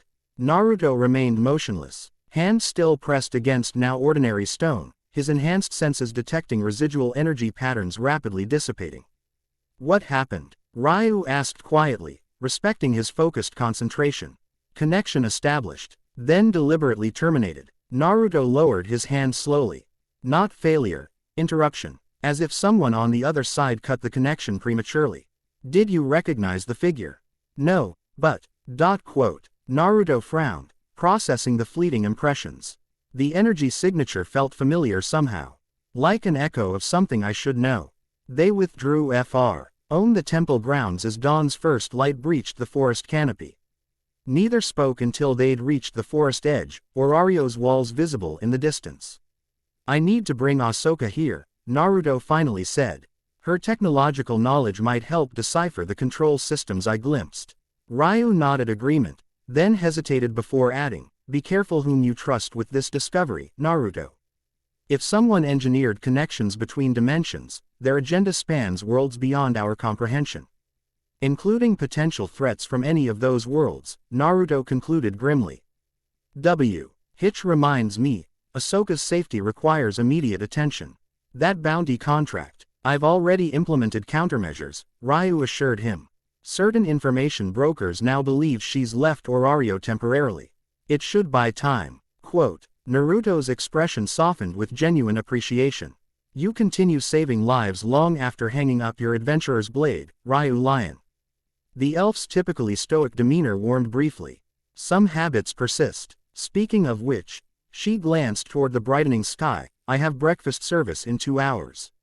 They parted at Orario's western gate, Yu disappearing into early morning shadows with practiced invisibility while Naruto took a more direct route toward his apartment. His mind whirled with new information and implications, pieces of a cosmic puzzle gradually revealing connections. The dimensional entity from the dungeon, Freya's ancient codex, the temple's activation, Ahsoka's technological knowledge, the mysterious figure beyond. The doorway, separate threads weaving into a pattern he was only beginning to discern. One certainty emerged from the complexity. Orario stood at the nexus of forces beyond its understanding, with boundaries between worlds growing thinner daily. Whatever had brought him and Ahsoka to this dimension hadn't finished its work. The convergence was only beginning. Chapter 2 End. Chapter 3. Shadows of the Past. Moonlight filtered through the narrow windows of the guild's restricted archives, casting elongated shadows across ancient tomes and forgotten scrolls. The massive chamber, normally guarded by both magical wards and physical sentries, sat in unnatural silence, its protective enchantments temporarily disabled by techniques never taught in Orario. 10 minutes, Ahsoka whispered, her montrals twitching with heightened sensitivity. The patrol returns at quarter-hour intervals. Naruto nodded, hands forming a familiar seal. Shadow clone jutsu. 5 perfect duplicates materialized silently, each moving to different sections of the archives with practiced efficiency. The original Naruto approached a crystalline display case containing what appeared to be fragments of shed metal unlike any material common to Orario. Your starfighter components, he observed quietly. Ahsoka's fingers traced the glass surface. What remains of it? The guild confiscated everything before I regained consciousness. Bitterness tinged her words. 3 years studying my own technology from a distance. Not anymore. Naruto produced a small sealing scroll from within his darkened attire. Tonight we reclaim what's yours. While his clones methodically photographed ancient texts related to dimensional phenomena, Naruto crafted a specialized barrier seal around the display case, not to break in, but to prevent alarms from triggering when they removed its contents. Ahsoka monitored the corridor through the Force, her heightened senses extending well beyond the archive walls. Something's wrong, she murmured suddenly, head tilting in the distinctive way that indicated her montrals had detected disturbances. The patrol pattern changed. Someone's coming. Now. Naruto immediately dispersed his clones, absorbing their gathered information in a disorienting flash. Back entrance. 3 seconds. They moved in perfect synchronization, shinobi stealth complementing Jedi. agility as they slipped through shadows toward a maintenance passage they'd identified during reconnaissance. Naruto's hand touched Ahsoka's shoulder briefly, a silent question about pursuing their original objective despite complications. Her slight head shake provided clear answer: abort mission, retreat tactical. As the archive door creaked open behind them, they vanished into the narrow service tunnel, leaving no evidence of their infiltration save a single seal tag dissolving into harmless dust beneath the display case. The night watchman, a young human male recently assigned to the Prestigious Guild posting, entered cautiously, lantern held high. "Hello, is someone there?" Only silence answered as he conducted a perfunctory inspection. Finding nothing amiss, he shrugged and continued his rounds, unaware of how close he'd come to encountering Orario's most powerful unaffiliated adventurer and a former Jedi Knight. High above Orario, atop the crumbling eastern watchtower where city guardsmen rarely patrolled, Naruto and Ahsoka regrouped in the pre-dawn stillness. The abandoned lookout provided both privacy and commanding views of the sleeping city, its ancient stones absorbing their quiet conversation. "We confirmed it," Naruto said, reviewing mental images captured by his now dispersed clones. "The guild's oldest records reference the convergence, exactly as Freya's Codex described, a 3,000-year cycle when boundaries between realms thin." Ahsoka perched on weathered stonework, her lithe form silhouetted against fading stars. "The technical diagrams match co-components from my ship's hyperdrive, specifically the parts designed to fold space-time." Her expression revealed professional fascination overriding disappointment at their interrupted mission. "Whoever created these records understood transdimensional physics millennia before my civilization developed hyperspace theory. 3 separate knowledge systems," Naruto noted, "perfectly integrated. My world's chakra sealing techniques, your galaxy's hyperspace technology, and this world's divine energy manipulation. Designed by someone with access to all 3 worlds." Ahsoka's conclusion mirrored his own growing suspicion. Dawn's first rays struck the watchtower, illuminating their thoughtful faces with golden light. The moment held strange significance: 2 displaced warriors from different dimensions, united by circumstance and growing trust, watching sunrise over a world foreign to them both. Naruto broke the contemplative silence. "We need to investigate the West Forest Temple again. With your knowledge of the technology I glimpsed." "Agreed, but not immediately." Ahsoka straightened, stretching muscles tense from hours of stealth work. "Between the guild archives, the secured crystal, and now this temple, we're spreading our focus too thin, especially with unknown parties targeting both of us." Naruto nodded, acknowledging her tactical assessment. "Prioritize then. What's our next move?" "Your bounty hunter friend, Ryu," he corrected gently. "Former adventurer, not bounty hunter." "Ryu," Ahsoka amended with a subtle smile at his defense of his friend. "She men. Cheon someone offering 500 million valis for information about me. That's not casual interest, it's institutional resources. We need to identify the source. I know someone who might help." Naruto's expression shifted subtly, suggesting complicated history. "An information broker who specializes in cross-factional intelligence. She operates outside standard guild networks. Trustworthy." Naruto's laugh held unexpected warmth. "Not remotely, but reliable within specific parameters." He gazed toward Orario's northwestern district. "And possibly the only person in this city who might recognize your species by sight." Ahsoka's head tails twitched with surprise. "Another dimensional traveler." "Something like that." Naruto stood, stretching casually. "Meet me at the abandoned shrine in northwest Orario after sunset. Wear something that conceals your features. We'll be visiting Orario's less reputable establishments." As they prepared to depart via separate routes, standard precaution against surveillance, Ahsoka hesitated. "Naruto, thank you. After 3 years of isolation in this world, having someone who understands." She left the sentence unfinished, but Naruto nodded with genuine understanding. "I know. 3 years on my own before finding you. Different galaxies, same experience." They separated as morning light spilled across Orario, each disappearing into the awakening city with practiced anonymity despite their extraordinary natures. 3 years earlier, rain battered Orario with uncharacteristic violence, lightning illuminating ancient architecture. in strobing flashes while thunder shook foundations older than recorded history. Citizens huddled indoors, attributing the unseasonable tempest to divine displeasure or dungeon disturbances. None witnessed the dimensional rift that briefly tore open reality above Babel Tower, a swirling vortex of energy that deposited a single, broken figure before sealing itself with catastrophic concussion. Naruto Uzumaki crashed through 3 levels of Babel's upper structure before impact with an interior support beam halted his descent. Blood pooled beneath his shattered body as rain poured through the damaged ceiling, washing crimson streams across polished marble. Inside his mindscape, a massive 9-tailed fox roared in desperate fury. "Stay with me, Kit. Your chakra network's destabilizing. The dimensional transition damaged your pathways." Kurama poured healing energy into critical systems, prioritizing brain function and central nervous system over less immediately fatal injuries. The fox's ancient consciousness recognized the existential danger. They had been torn from their reality and deposited in a foreign dimension whose ambient energy patterns actively rejected their presence. Quote, "Your 6 paths chakra is the only thing keeping us integrated in this reality," Kurama growled, working frantically to adapt their energy signature. "I need you conscious, Naruto. We must synchronize with this world's natural energy or we'll dissolve completely." In the physical world, Naruto's broken body began emitting golden light, visible manifestation of Kurama's desperate efforts. When guild security forces discovered him minutes later, they found not a dying man but a cocoon of pulsing energy that repelled all attempts at interference. For 3 days, the mysterious phenomenon remained under guard in a specialized containment chamber beneath guild headquarters. Mages, scholars, and divine representatives debated its nature while monitoring instruments recorded unprecedented energy fluctuations.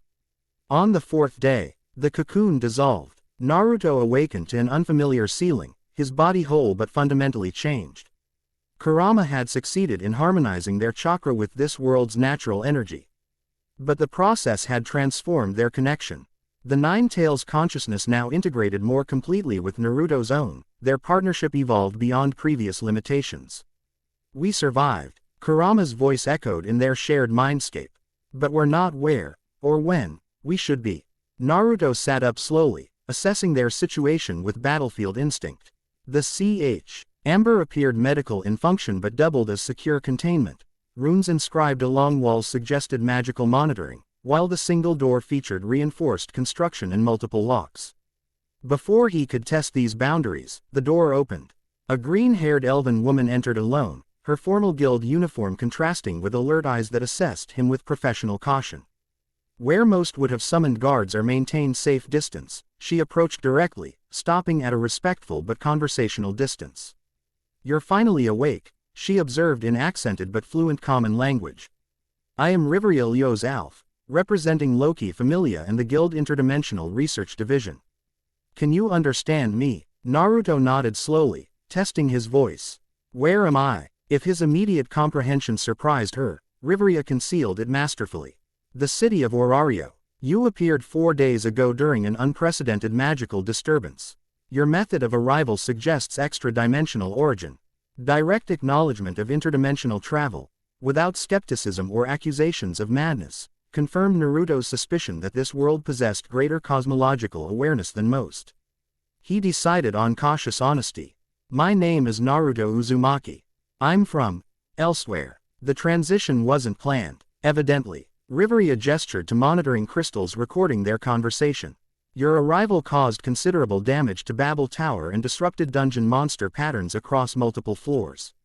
The guild has questions requiring answers." "What foe?" Load was extensive debriefing spanning days. Rotating interrogators representing various factions sought information about his origins, abilities, and intentions. Naruto provided selective truths, instinctively withholding critical details about chakra mechanics, Jinchuriki nature, and dimensional transit specifics. 2 weeks after his arrival, during temporary release from guild supervision, Naruto encountered the first person who treated him as something other than research subject or potential threat. Ryu Lion found him in Daedalus Street, Orario's labyrinthine district where architectural chaos mirrored social complexity. Disoriented by unfamiliar urban patterns and weakened from chakra disruption, Naruto had stumbled into territory controlled by criminal elements who recognized opportunity in a confused foreigner. The ambush would have succeeded against ordinary targets. Against a shinobi trained by Konoha's finest, even one operating at reduced capacity, it merely provided outlet for accumulated frustration. Ryu arrived as Naruto dispatched the final attacker with efficient precision that identified him as professional combatant rather than lucky traveler. Instead of reporting the incident, she offered simple advice. That fighting style marks you as clearly as your unusual clothing. If you wish to avoid attention in Orario, adapt to local methods or find less populated routes. Her practical assessment, delivered without judgment or curiosity about his origins, provided exactly what Naruto needed: normalization rather than exceptionalism. Their subsequent conversation in a modest teahouse revealed complementary perspectives. Both understood living outside societal frameworks while maintaining personal ethical codes. That initial encounter developed into functional alliance. Ryu provided cultural integration assistance, explaining familia systems, divinity concepts, dungeon mechanics, while respecting his privacy regarding dimensional displacement. Naruto offered occasional assistance with situations requiring his unique abilities, gradually establishing reputation as reliable independent contractor for tasks requiring discretion and specialized skills. By his 6th month in Orario, Naruto had established basic operational parameters: independent residence in the Eastern District, carefully calibrated public persona as unaffiliated specialist, and strategic relationships with key information sources including Ryu and guild middle management. The transition from legendary shinobi to anonymous dimensional refugee required painful identity adjustments. Without precious people to protect, Hokage ambitions to pursue, or familiar social frameworks, Naruto initially struggled to define purpose beyond basic survival. Kurama provided unexpected philosophical counsel during those difficult early months. "We've lived through the end of our story, Kit," the fox observed during one particularly despondent evening. "The prophesied child who old reshaped the ninja world. You fulfilled that destiny. Few beings ever complete their intended purpose so thoroughly. Consider this new world not as exile but as epilogue, a chance to write chapters beyond fate's original design." This perspective gradually reshaped Naruto's approach to displacement. Rather than desperately seeking return to a world where his primary missions were completed, he began exploring potential contributions to this new reality where ancient powers stirred beneath divine politics and dimensional boundaries. The emergence of his SSS-Rank designation occurred naturally rather than by design, a consequence of abilities that transcended normal adventurer categorization. When faced with situations requiring intervention, Naruto applied precisely calibrated force rather than overwhelming power. But even restrained applications of Six Paths Sage techniques produced results beyond Orario's established power metrics. Ryu had been characteristically direct in addressing the implications. "Your abilities exceed level 7 parameters in multiple categories," she noted after witnessing him casually neutralize a rampaging enhanced species monster threatening civilian districts. "The guild's evaluation system lacks appropriate classification for your capabilities. This creates both opportunity and vulnerability, freedom from familial limitations, but increased attention from ambitious deities." Her assessment proved prophetic. By his first anniversary in Orario, Naruto had declined recruitment offers from 17 different familias, including several from PR. Eminent deities offering unprecedented concessions. The most persistent pursuer, unsurprisingly, was Orario's most notorious goddess of beauty. Freya's initial approach had been characteristically dramatic, a midnight invitation delivered by her captain Otar, requesting Naruto's presence at an exclusive gathering atop Babel Tower. Protocol suggested refusing would create more problems than attending. So Naruto arrived precisely on schedule, mentally prepared for standard divine manipulation tactics. What he encountered instead was unexpected intimacy, Freya alone in a moonlit chamber, divine beauty displayed without magical enhancement or theatrical staging. Her standard approach to desirable mortals involved overwhelming charm, initiated through eye contact that triggered instant infatuation.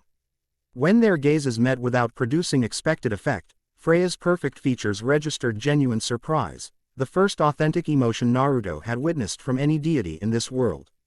"Fascinating," she had murmured. silver eyes studying him with newfound interest. You see me clearly, don't you? Not the illusion all others perceive, but my actual form. That initial immunity to divine. Each arm transformed Naruto from recruitment target to intellectual puzzle in Freya's estimation. Where other deities offered power, wealth, or status, Freya approached their subsequent interactions with curious exploration, genuine interest rather than acquisitive manipulation. While maintaining appropriate boundaries, Naruto recognized strategic value in diplomatic relations with Orario's most influential goddess.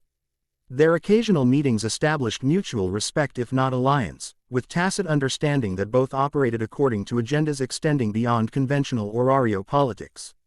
By his third year in this world, Naruto had achieved functional integration without surrendering identity, balancing public service with private research into dimensional phenomena that might eventually explain his displacement. The arrival of the interdimensional shadow entity in the dungeon had merely confirmed his growing suspicion that his presence in Orario was neither accident nor isolated incident. The discovery of Ahsoka Tano, another dimensional traveler with complementary knowledge and abilities, suggested cosmic patterns beyond coincidence. Their emerging partnership represented concrete progress toward understanding the forces manipulating reality itself across multiple dimensions. Present day, Yamato Makoto knelt in seiza position before Takemikazuki, her familia gods. Serene expression revealing nothing of his thoughts as she completed her unprecedented request. You wish temporary leave from familia duties to pursue independent training, he summarized once she finished speaking. Specifically, to study combat techniques demonstrated by Naruto Uzumaki during the recent dungeon crisis. Yes, Takemikazuki-sama. Makoto maintained formal posture despite burning determination. His methods reveal fundamental gaps in my understanding of advanced combat applications. As your familia's combat specialist, improving my technical knowledge would ultimately benefit our collective capabilities. The deity, manifested in youthful male form with traditional Eastern attire, considered her request with characteristic thoughtfulness. Unlike impulsive gods seeking entertainment through adventurers' exploits, Takemikazuki genuinely valued his children's development and well-being. You understand he belongs to no familia, he finally said. His techniques may be compatible with our blessings parameters. With respect, that's precisely what makes his methods valuable, Makoto countered carefully. He achieves results outside established systems. If portions of his approach can be adapted to our tradition. A small smile touched Takemikazuki's lips. Your passion for martial improvement remains your defining quality, Makoto-chan. His use of the affectionate suffix softened the formal atmosphere. Permission granted, with condition that you maintain weekly reports and return immediately if familia needs arise. Makoto bowed deeply, genuine gratitude flowing through her disciplined exterior. Thank you for your wisdom and trust, Takemikazuki-sama. After proper departure rituals, Makoto left the modest shrine that served as their familia home.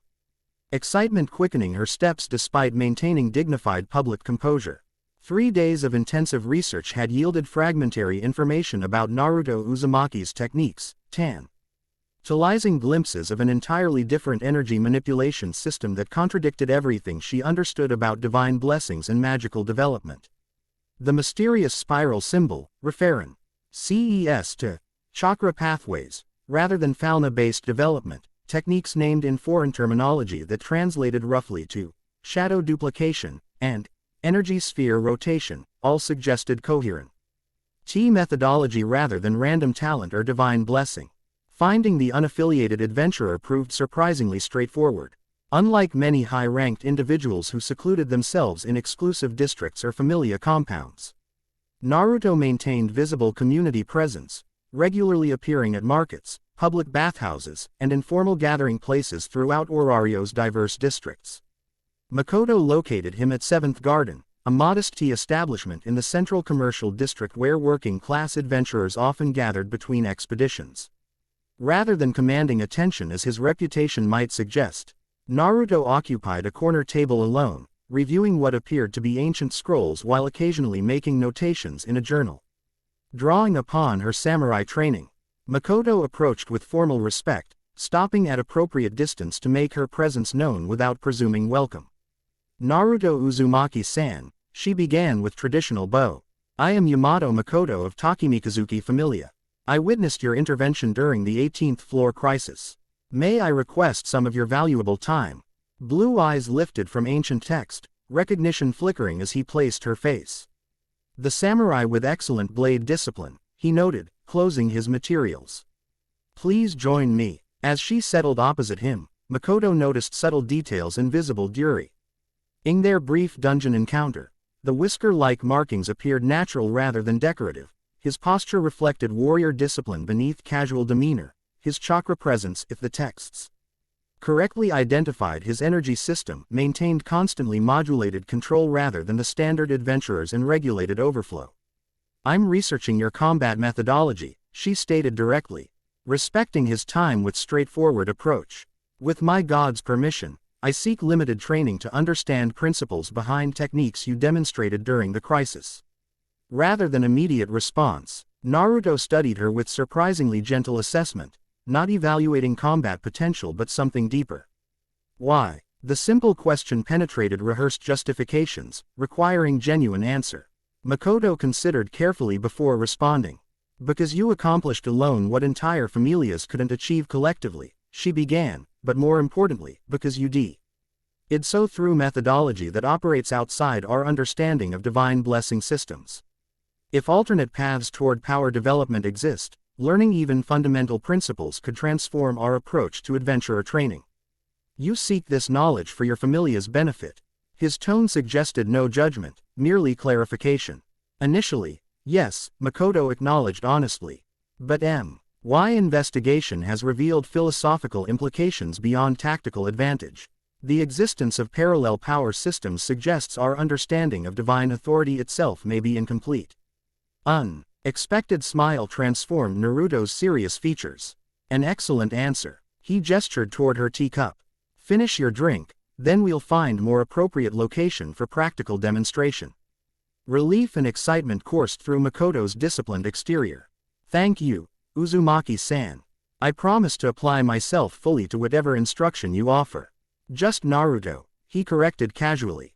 And before beginning, understand clearly. What I teach isn't magic in your world's definition. It requires fundamental reconceptualization of how energy flows through living beings. I'm prepared for conceptual challenges, Makoto assured him, unconsciously straightening her posture to display readiness. Naruto's expression suggested she had no idea what awaited, but he merely nodded acceptance.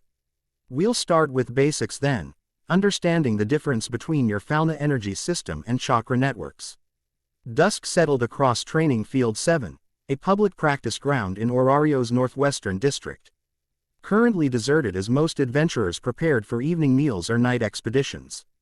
Golden-orange light-bathed open grass expanse bordered by simple wooden posts and training dummies, creating tranquil atmosphere that belied intensive instruction occurring between Field's sole occupants.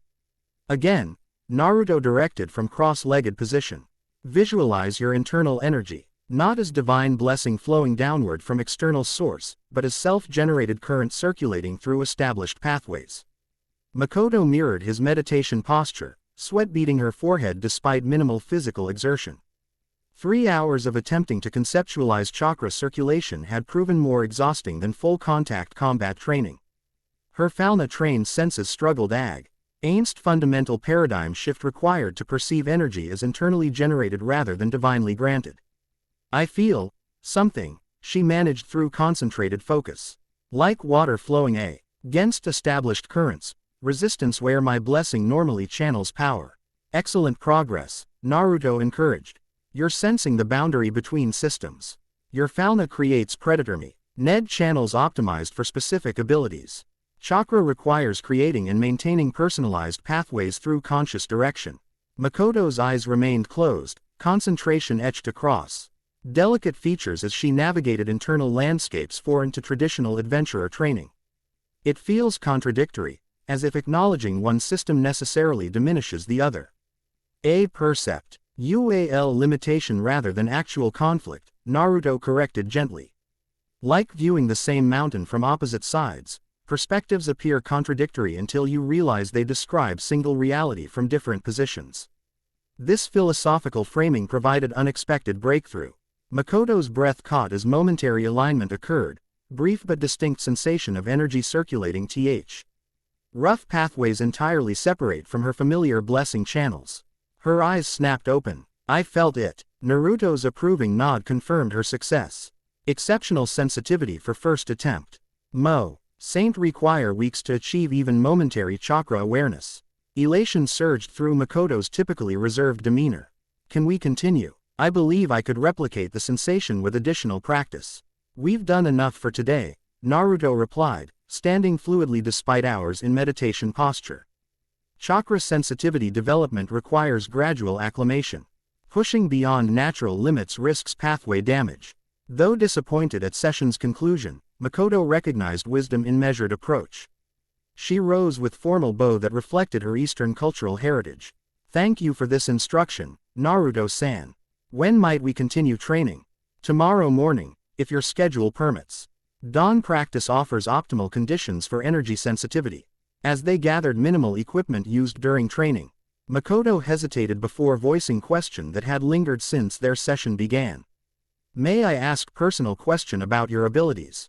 Naruto secured a scroll containing training diagrams before responding.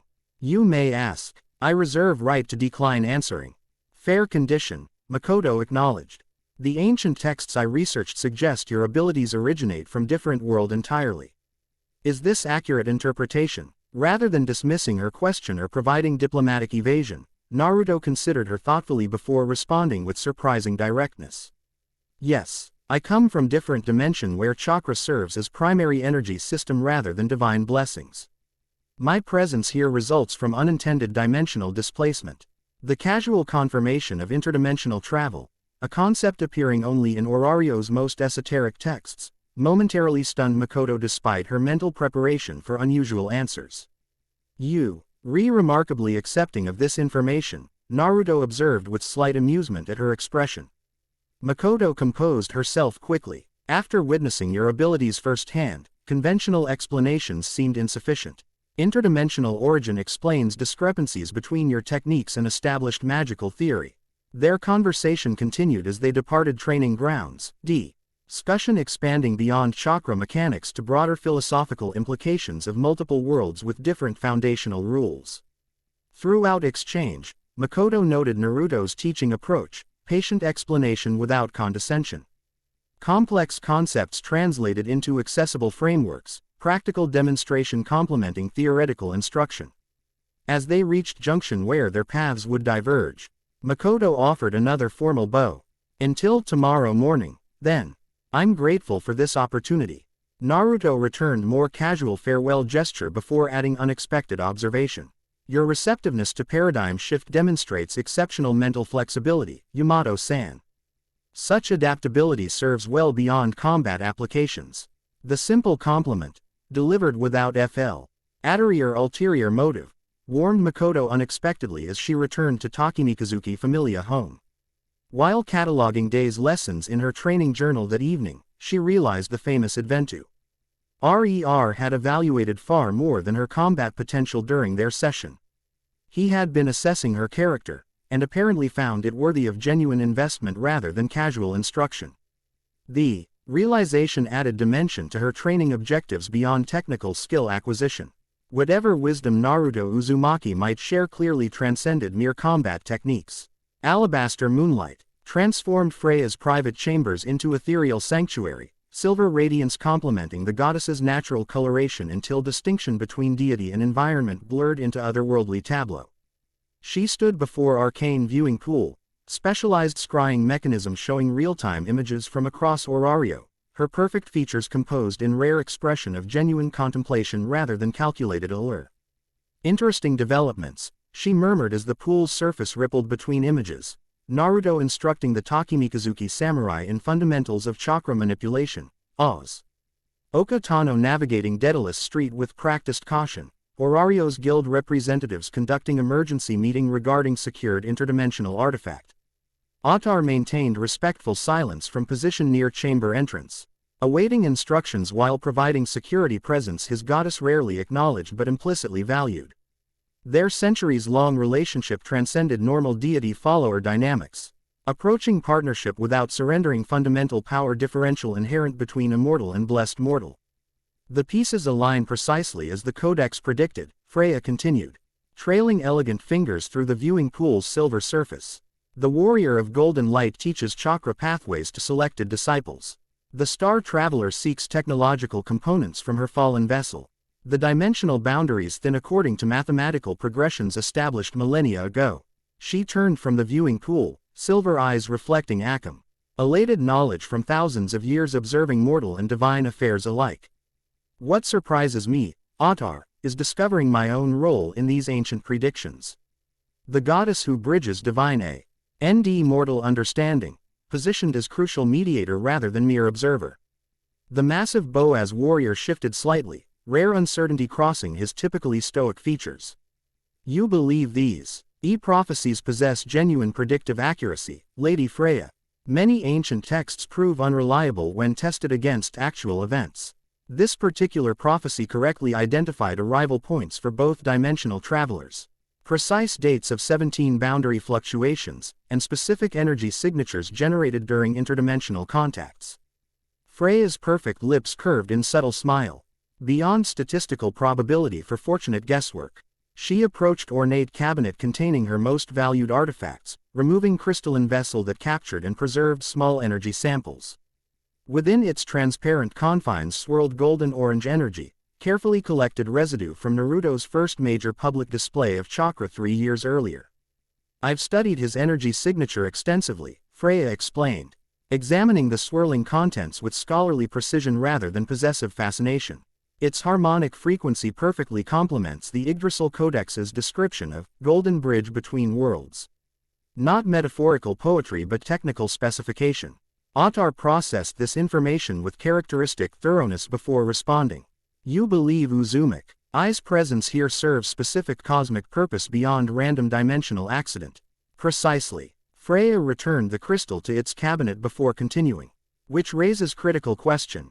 Do we assist this cosmic mechanism, resist it, or merely observe its progression? Your instincts have never failed us, Lady Freya, Autar replied with genuine faith despite philosophical complexity beyond typical adventurer concerns. What course shall we pursue? Freya's divine features composed into expression of rare determination, not the predatory focus she applied to collecting exceptional souls, but measured resolve facing unprecedented situation with appropriate gravity. We shall pursue understanding before action, she decided. Arrange meeting with our scholar Mage Hadin. His dimensional research requires acceleration. And Autar. Her tone shifted subtly, increase surveillance on Northwest Forest region. Recent energy fluctuations suggest another boundary weakening approaches. If additional travelers emerge, we must be first to make contact. As Autar departed to implement instructions, Freya returned to her viewing pool, adjusting its focus toward Babel Tower's secured lev. Elsewhere the interdimensional crystal remained under guild protection. The convergence accelerates, she whispered to empty chamber. 3,000 years of preparation for events now unfolding in mere days. Whatever cosmic intelligence designed this intricate game plays with pieces beyond even divine comprehension. The Wyvern's Nest Tavern occupied precarious position in Orario's social hierarchy, too expensive for common laborers yet insufficiently refined for nobility, attracting ambitious merchants, mid-level adventurers, and information brokers operating in gray areas between guild regulation and outright criminality.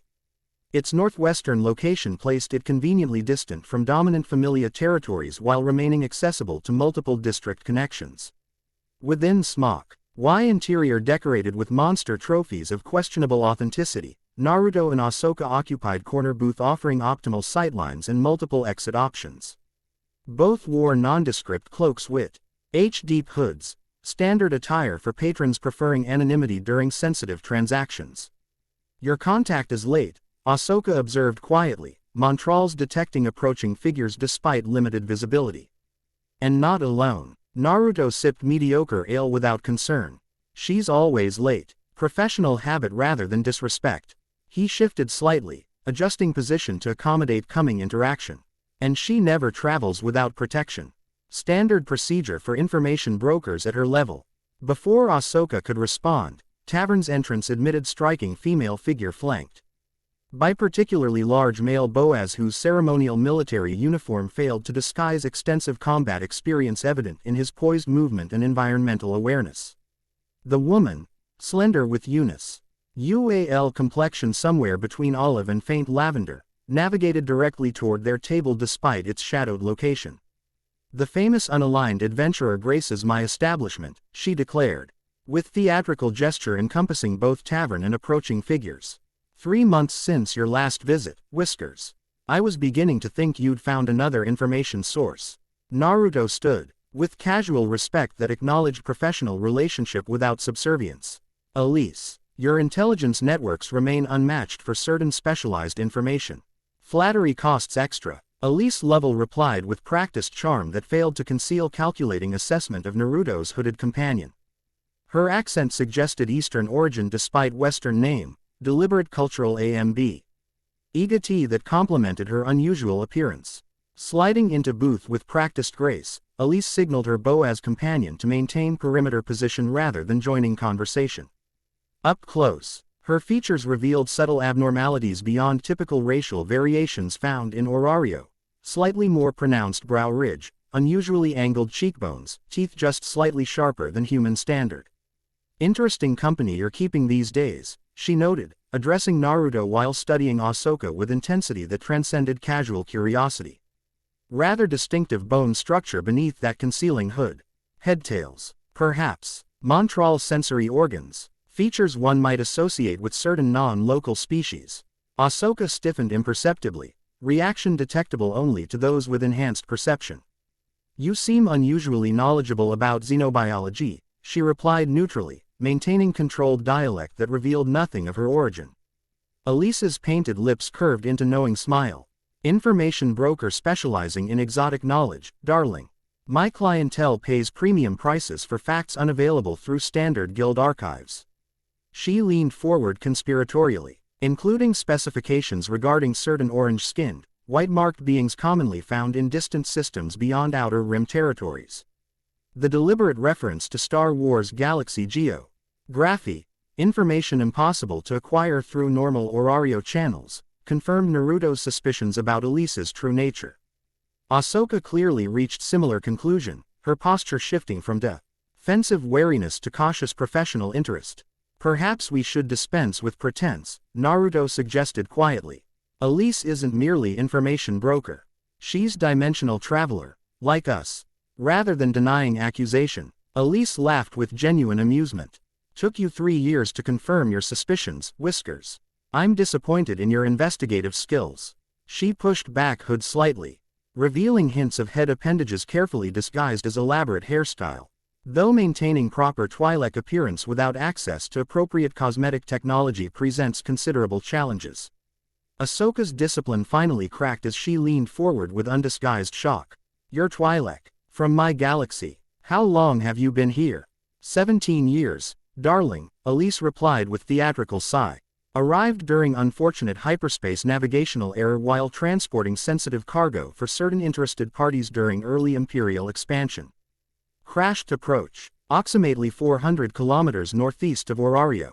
She gestured toward her Boaz companion. "Merrick found me half dead in wreckage. After recovery, we established mutually beneficial arrangement.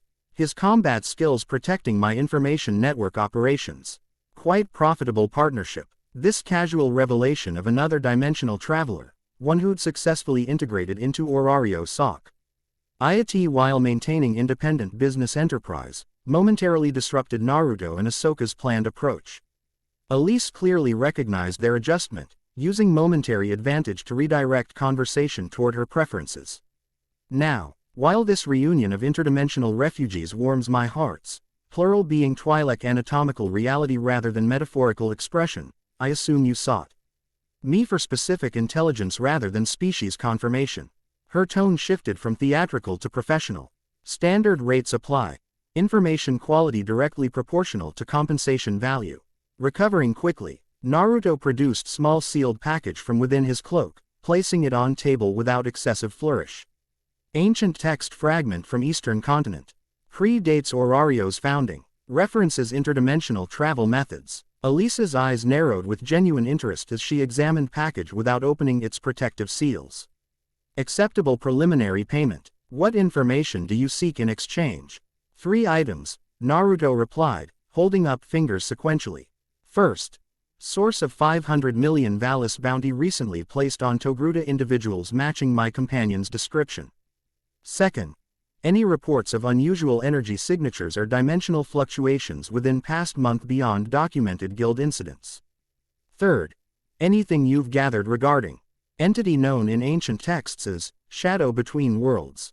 Elise's expression revealed momentary surprise at his third request before professional mask returned. She glanced toward her bodyguard, W.H.O. subtly scanned surrounding tables before nodding security confirmation. Ambitious information request, she noted, carefully securing ancient text fragment within specialized container. Fortunately, recent events have made such intelligence particularly relevant to my ongoing research. She produced small data crystal, technology incongruous with Orario's predominantly magical information storage systems, and placed it before them. Regarding first question, bounty originates not from Orario but from dimensional traveler operating independently of established factions. Human male, facial scarring suggesting ritual significance. Proficient with energy weapon similar to Togruta's lightsaber but red-hued. Ahsoka inhaled sharply. Maul. Indeed. Elise continued without acknowledging interruption. Subject arrived approximately 14 months ago through dimensional rift in dungeon's deep levels. Established operational base within abandoned structure on 24th floor. Recrew. ITED followers among displaced adventurers and criminals seeking power outside established familia structure.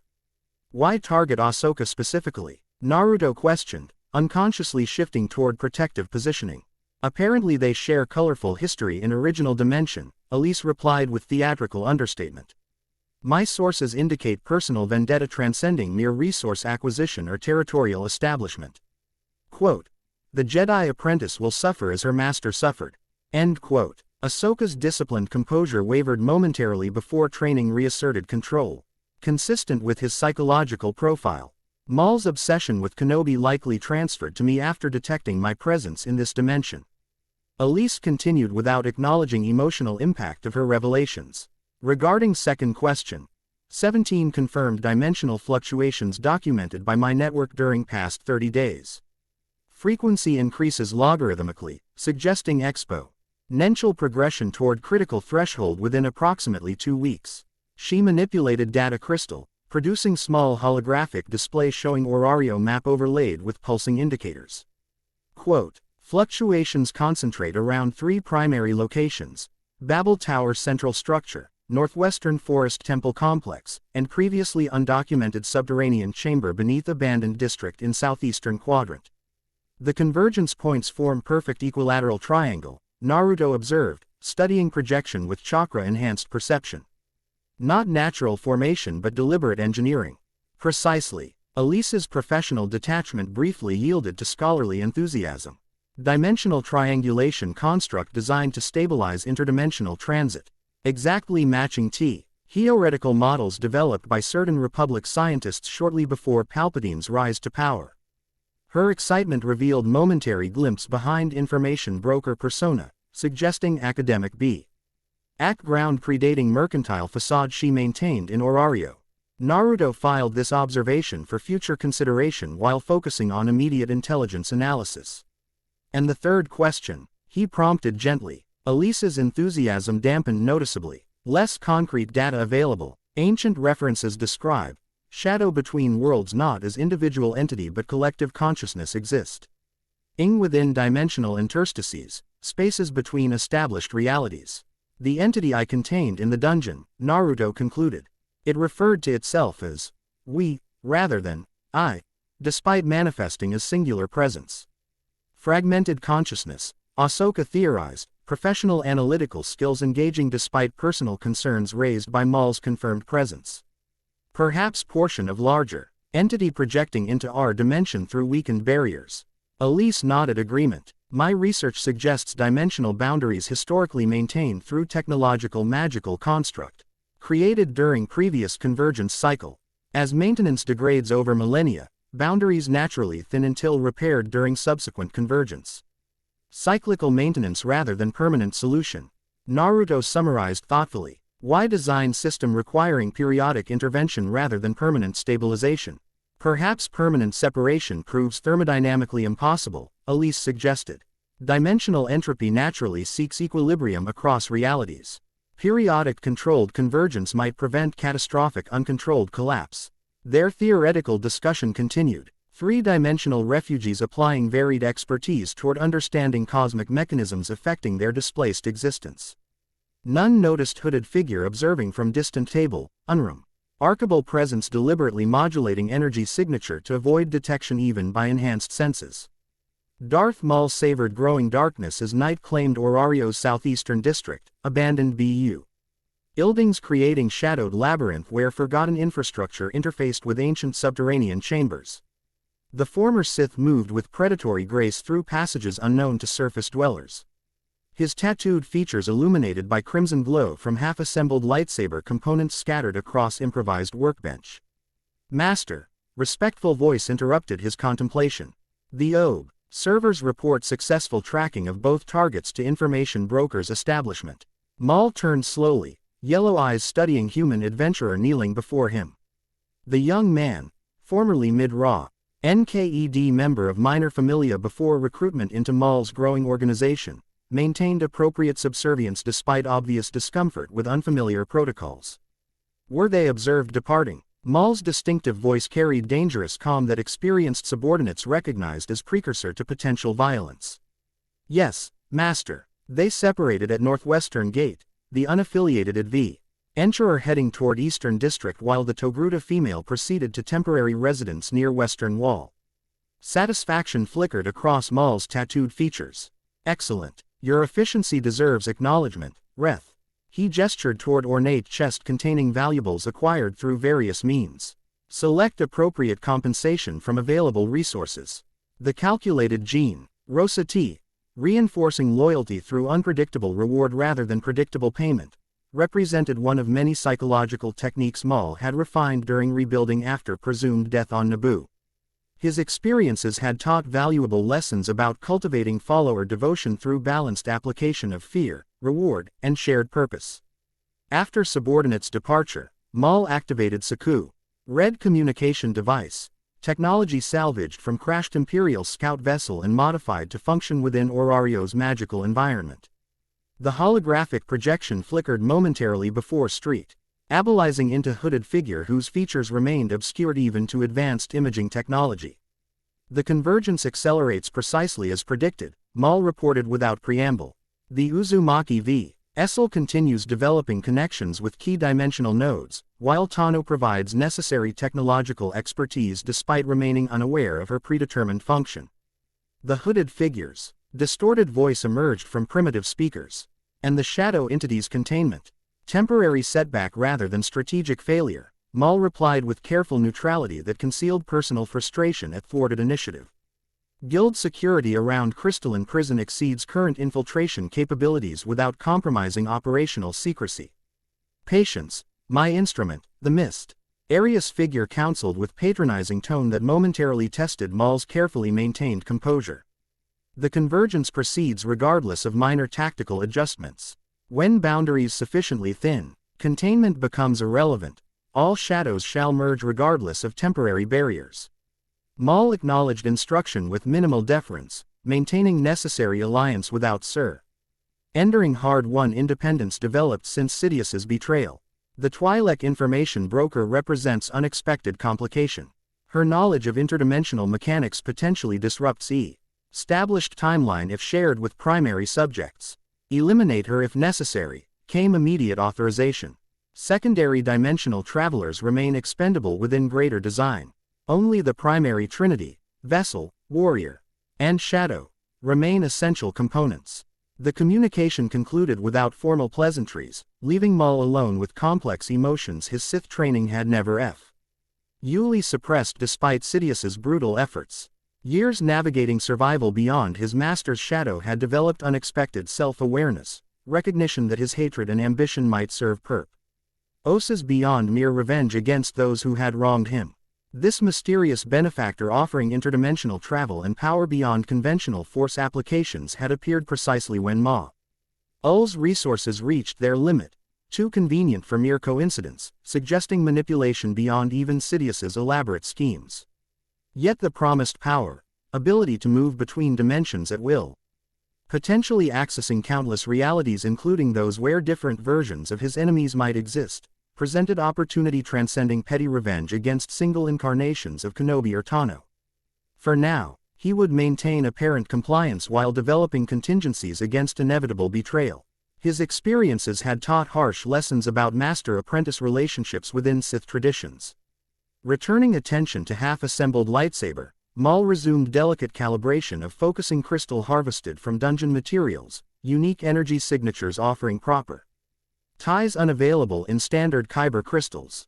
The modified weapon would incorporate elements from all three connected dimensions: lightsaber technology, chakra-responsive materials, and dungeon-derived magical components. Perfect symbolic representation of the convergence itself, three distinct power systems merged into single harmonious weapon.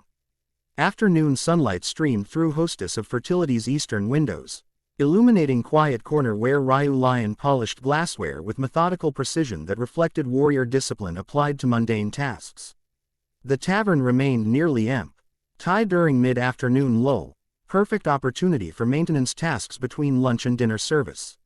The door opened, admitting familiar figure whose casual entrance belied the subtle recognition that passed between them.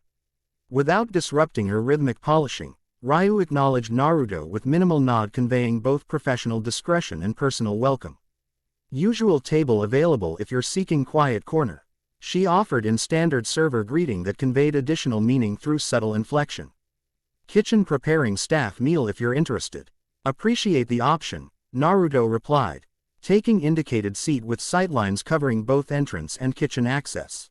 Been too long since proper meal. This established pattern, seemingly casual exchange conceal genuine communication, had developed during their 3-year association. Both recognized value in maintaining public appearance of casual acquaintance rather than deeper connection that might attract unwanted attention from various factions monitoring Naruto's activities. When Ryu delivered simple but nourishing meal minutes later, she lingered momentarily to adjust table setting. Mia Menti, one unusual customers asking about you yesterday, she murmured while refilling water glass. 3 individuals, not guild or familia affiliated. Description: Naruto asked between appreciative bites of fresh baked bread. Human male, late 30s, facial scarring in vertical pattern, accompanied by 2 hooded figures with concealed features but distinctive movement patterns suggesting combat training. Naruto's expression remained neutral despite internal alert triggered by description matching Elise's intelligence regarding Maul's appearance. Interesting timing. Information suggests coordinated surveillance operation targeting multiple individuals including myself. Connected to recent dungeon incident. Ryu inquired with professional detachment disguising genuine concern. Directly. Interdimensional factors increasing exponentially. Naruto glanced around before adding quietly, consider temporary relocation if possible. Coming convergence potentially affects entire city, but specific locations present heightened risk. Rather than immediate compliance or dismissal, Ryu considered his warning with characteristic thoroughness. Your concern noted and appreciated. However, practical responsibilities limit mobility options. The hostess represents more than employment, it provides strategic information hub in neutral territory valuable during unstable periods. Her practical assessment, prioritizing strategic positioning over personal safety, reflected the disciplined pragmatism that had initially drawn Naruto's respect during early adaptation to Orario. Unlike many who viewed him with awe or ambition, Ryu consistently evaluated situations through objective tactical lens rather than emotional or acquisitive filters. At minimum, consider enhanced security measures, Naruto suggested. Retrieving small object from within his jacket. This seal tag incorporates protection against certain dimensional anomalies. Places it within should experience reduced impact if boundary disruptions occur nearby. Ryu accepted the offering with appropriate gravity, recognizing significant trust represented by sharing specialized protective technology.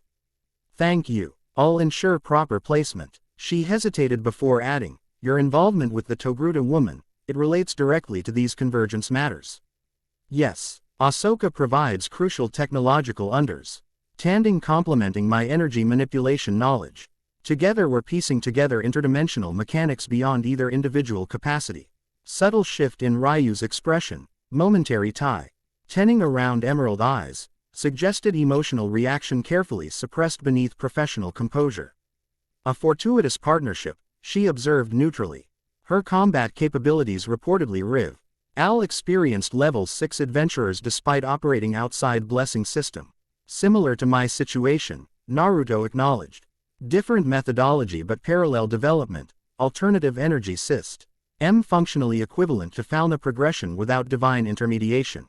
Their conversation continued through meal's completion, shifting between practical security considerations and philosophical implications of interdimensional convergence.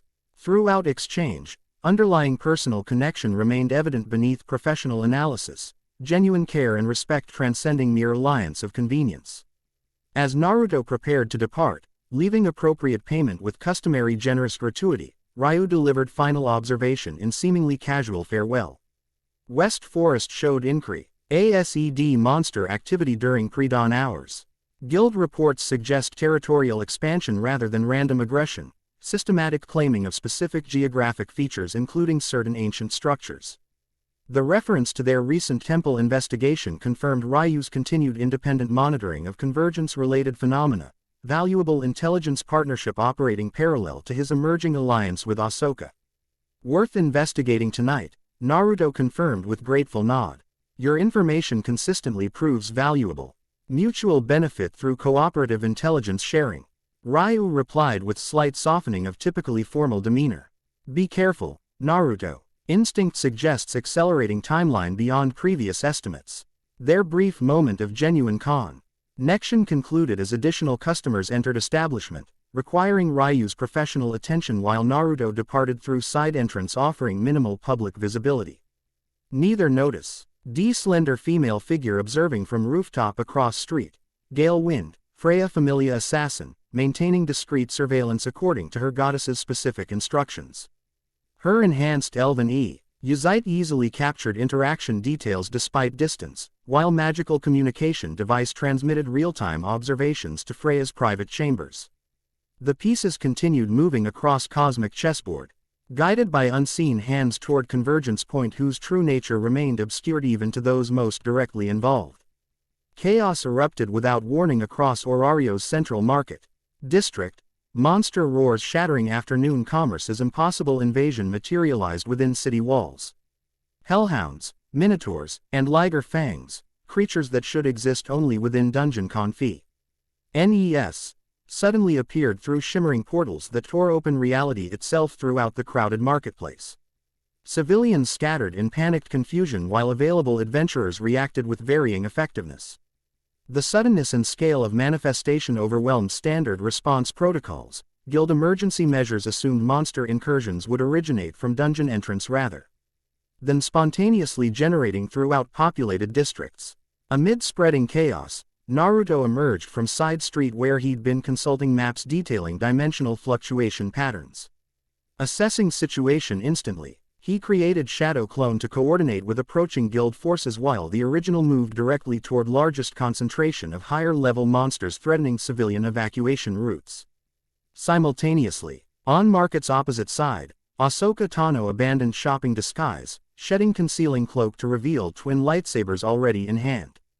The Togruta warrior activated silver-white blades without hesitation, their distinctive snap hiss drawing monster attention away from cornered civilians. Funnel them towards central fountain. She called to nearby Loki Fami. Leah members struggling against coordinated hellhound pack. Create containment perimeter. Across the market square, Yamato Makoto had been purchasing training supplies when chaos erupted. The samurai reacted with disciplined precision. Katana clearing silk sheath in fluid motion that bisected lunging killer ant before creature fully materialized through dimensional portal. Takemikazuki Familia. Defensive formation. She commanded, smaller Familia members responding immediately to her authoritative tone. Priority on civilian extraction. Combat-capable adventurers maintain perimeter. These independent response efforts, initiated simultaneously by different individuals without coordination, created fortuitous tactical convergence. Civilian evacuation routes established, monster containment zones identified, and defense priorities established within crucial first minutes of crisis. Guild reinforcements arrived as situation stabilized into organized response rather than chaotic reaction. Amidst coordinated defense efforts, few noticed how the monster manifestation pattern itself formed precise geometric configuration across city map, dimensional portals appearing at mathematically calculated intervals suggesting deliberate design rather than random incursion. From Babel Tower's observation deck, Freya watched unfolding crisis with divine perspective transcending mortal limitations. Her silver eyes perceived energy patterns connecting dimensional ruptures, perfect Fibonacci spiral centered on Northwest Forest Temple Complex, with secondary nodes corresponding to locations documented in Yggdrasil Codex prophecies. Right on schedule, she murmured, turning to Ottar who maintained protective position despite absence of immediate threat. The preliminary boundary test proceeds exactly as ancient texts predicted. Notify our combat teams but maintain observatory position rather than direct engagement. Lady Freya, the loyal captain acknowledged with slight bow. Hadeen, reports unusual energy signatures from secured crystal in Guild Vault. Possible sympathetic resonance with current dimensional disturbances. Freya's perfect features composed into thoughtful expression. Expected development. The shadow entity connects with its larger consciousness across dimensional barriers. Containment merely limits physical manifestation rather than interdimensional communication. While Freya's forces maintained strategic observation, Naruto engaged largest monster concentration directly. His combat approach balanced efficient neutralization against public perception. Management, deliberately showcasing conventional techniques comprehensible to Orario witnesses rather than more exotic abilities that might generate uncomfortable questions. Shadow clones engaged multiple targets simultaneously, allowing original Naruto to focus on dimensional portals themselves, analyzing their formation mechanics and energy signatures while developing countermeasures. Close exam. I-Nation revealed crucial detail invisible to normal perception.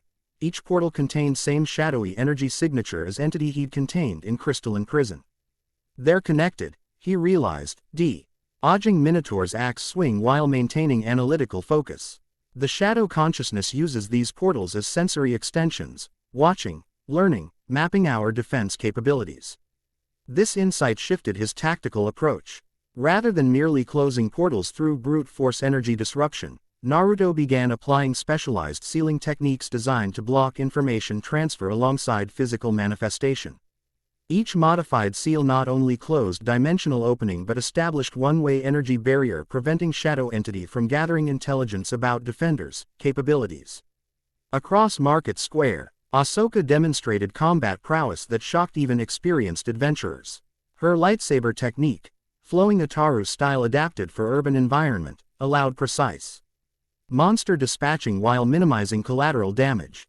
More impressive still was her tactical integration with unfamiliar allies, anticipating Loki Familia members' movements through force awareness, while adjusting her positioning to complement their established techniques.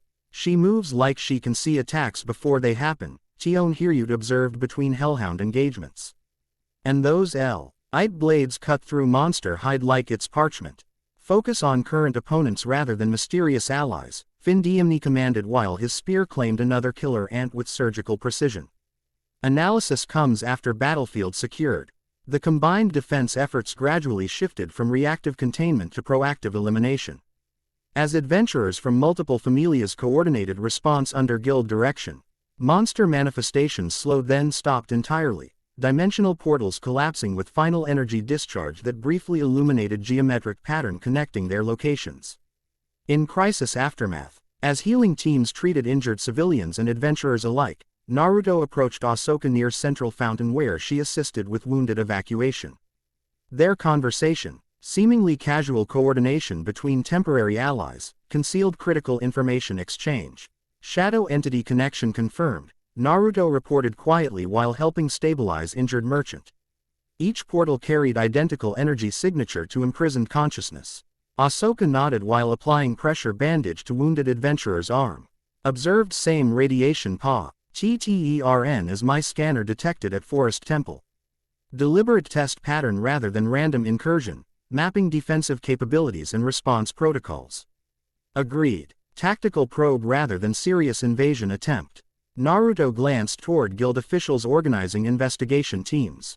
They're still treating symptoms rather than cause. Conventional magical barriers won't prevent recurrence. Fundamental dimensional boundaries continue deteriorating. Before Ahsoka could respond, Yamato Makoto approached with formal respect despite battle-disheveled appearance. Naruto-san, Guild Repres. Entatives request your assessment of portal mechanics. Your sealing techniques proved uniquely effective against manifestations. The interruption provided natural conclusion to their discreet exchange, with Ahsoka smoothly withdrawing to continue medical assistance while Naruto followed Makoto toward Guild Coordination Center established in Market's administrative building. Your combat effectiveness was impressive, Naruto noted as they navigated debris-strewn pathways. Particularly integration of standard swordsmanship with preliminary chakra circulation techniques from this morning's training. Makoto's disciplined expression momentarily revealed surprise at his observation. You noticed. The connection seemed instinctive during combat, redirecting energy through pathways we discuss. Ed created unexpected enhancement to standard blessed abilities. Synergistic interaction rather than system conflict, Naruto confirmed with approving nod. Exactly the integration possibility I hope Ed might develop through proper training. Their professional discussion continued as they joined Guild Assessment Team, where Naruto provided carefully edited explanation of dimensional mechanics, faring practical countermeasures without revealing complete interdimensional context beyond selected guild officials' comprehension level. Throughout debriefing, Makoto observed Naruto's diplomatic navigation between full disclosure and necessary secrecy, revealing sufficient information to improve defense capabilities without triggering institutional panic regarding cosmic-scale threats beyond conventional understanding. His balanced approach, prioritizing practical protection while managing information flow, demonstrated leadership philosophy transcending mere combat prowess. The famous Advay NTURER operated according to comprehensive ethical framework rather than simplistic power application, considering long-term implications alongside immediate tactical necessities. This holistic approach resonated with Makoto's samurai training, martial skill properly applied through philosophical discipline rather than unrestrained power exhibition. As debriefing concluded with practical defense recommendations implemented, her respect for Naruto transcended initial combat admiration toward deeper appreciation for his integrated wisdom. Midnight descended upon Orario like black velvet curtain. Streets emptied by combination of monster attack aftermath and general unease following unprecedented security breach.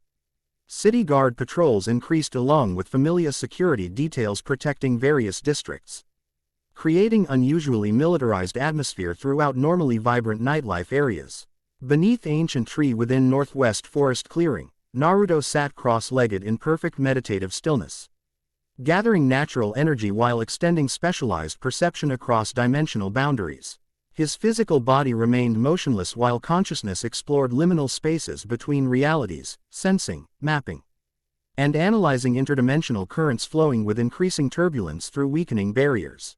Soft footsteps approached from forest path, distinctive gait immediate, tele-identifiable without disrupting deep meditation.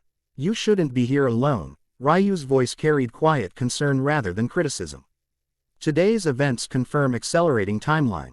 Naruto opened eyes slowly, transitioning consciousness back to physical reality with practiced discipline. Not alone anymore, he observed with slight smile. Your tracking skills remain impressive despite years away from adventuring profession. Quote, the elven woman settled gracefully beside him, forest shadows accentuating her delicate features while concealing battle readiness evident in her posture. Old habits persist, particularly when friends face increasing danger. Simple statement, acknowledging friendship directly rather than maintaining professional distance, represented significant shift in their typically reserved communication pattern. The deviation suggested Ryu perceived situation gravity warranting personal rather than merely tactical concern. Today's incursion represents preliminary test, Naruto explained, respecting her intelligence with comprehensive assessment rather than reassuring diminishment. The shadow entity mapped Orario's defensive capabilities, response protocols, and individual combat techniques. Future manifestations will exploit identified weaknesses with escalating effectiveness. Ryu processed this analysis with characteristic thoroughness before responding. Guild leadership remains divided between attributing attack to conventional magical anomaly versus acknowledging interdimensional implications.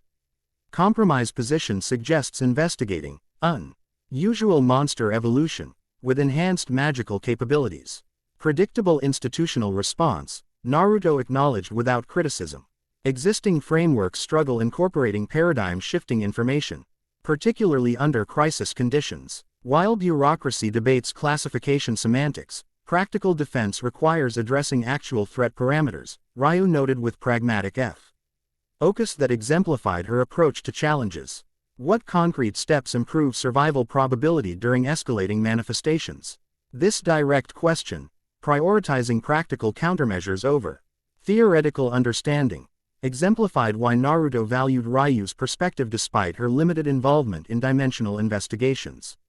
Her combat experience and tactical analysis consistently cut through conceptual complexities toward essential survival considerations. 3 immediate priorities, Naruto replied, appreciating her practical approach. First, specialized barrier seals around Ivalian concentration areas. I've already provided designs to Guild Security Division. Second, modified communication network operating outside standard magical channels potentially vulnerable to dimensional interference. Third, strategic resource caches positioned throughout city ensuring continued functionality during extended crisis. Ryu nodded approval of comprehensive preparation balancing immediate protection with sustainable response capacity. Hostess of Fertility offers potential distribution hub for Southeastern Quadrant. Neutral territory status provides access across Familia Bone. Dairies without triggering territorial defensiveness. Perfect application of existing infrastructure, Naruto agreed. Your position there provides legitimate operational cover for coordination activities. Their discussion continued developing practical implementation details for various defensive measures, conversation flowing with efficient precision reflecting shared tactical understanding enveloped through years of periodic collaboration. Throughout exchange, underlying personal connection remained evident beneath professional analysis, genuine care transcending mere alliance of convenience. As midnight deepened toward early morning hours, their planning gradually shifted toward personal concerns temporarily set aside during crisis response. Ryu's typically formal demeanor softened slightly as conversation transitioned from tactical planning to deeper implications. The Togruta woman, she began with careful neutrality. Her combat capabilities complement yours effectively. 2. Together you managed crisis response that would typically require full familia coordination. Ahsoka brings valuable perspective and skills, Naruto acknowledged.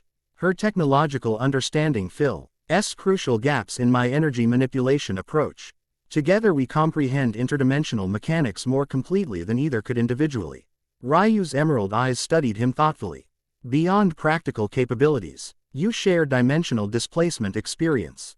Common foundation few others could possibly understand.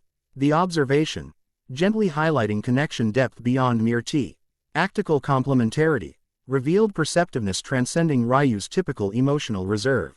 Her acknowledgement of interpersonal factors alongside practical considerations demonstrated emotional intelligence balancing her tactical acumen. Shared experience creates natural connection, Naruto confirmed without dismissing her observation's significance. Being understood without requiring extents. Explanation provides rare relief after years of careful translation between conceptual frameworks. Understandable benefit, Ryu replied with subtle hint of something beneath professional acno. Legment. Not jealousy but perhaps wistfulness. Few truly comprehend existence outside established social frameworks. The comment revealed rare personal vulnerability, and direct reference to her own existence outside normal social structures following vigilante period that had left her isolated from conventional adventurer community. Without directly claiming equivalence between dimensional displacement and social exclusion, she nonetheless acknowledged parallel emotional experience. Naruto recognized important disclosure beneath seemingly casual observation. Different circumstances, similar isolation, he acknowledged gently. Though you understand better than most how identity persists despite external framework changes. This reciprocal acknowledgement, recognizing her unique capacity for understanding without diminishing dimensional displacement-specific challenges, represented perfect calibration between validation and honesty.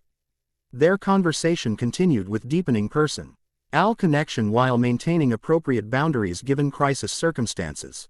As pre-dawn light gradually transformed eastern horizon from black to deepest indigo, they concluded strategic planning with informal agreement regarding ongoing coordination. Ryu would maintain information gathering through hostess connections while implementing distributed resource caching. Naruto would continue investigating dimensional mechanics while developing enhanced protective measures.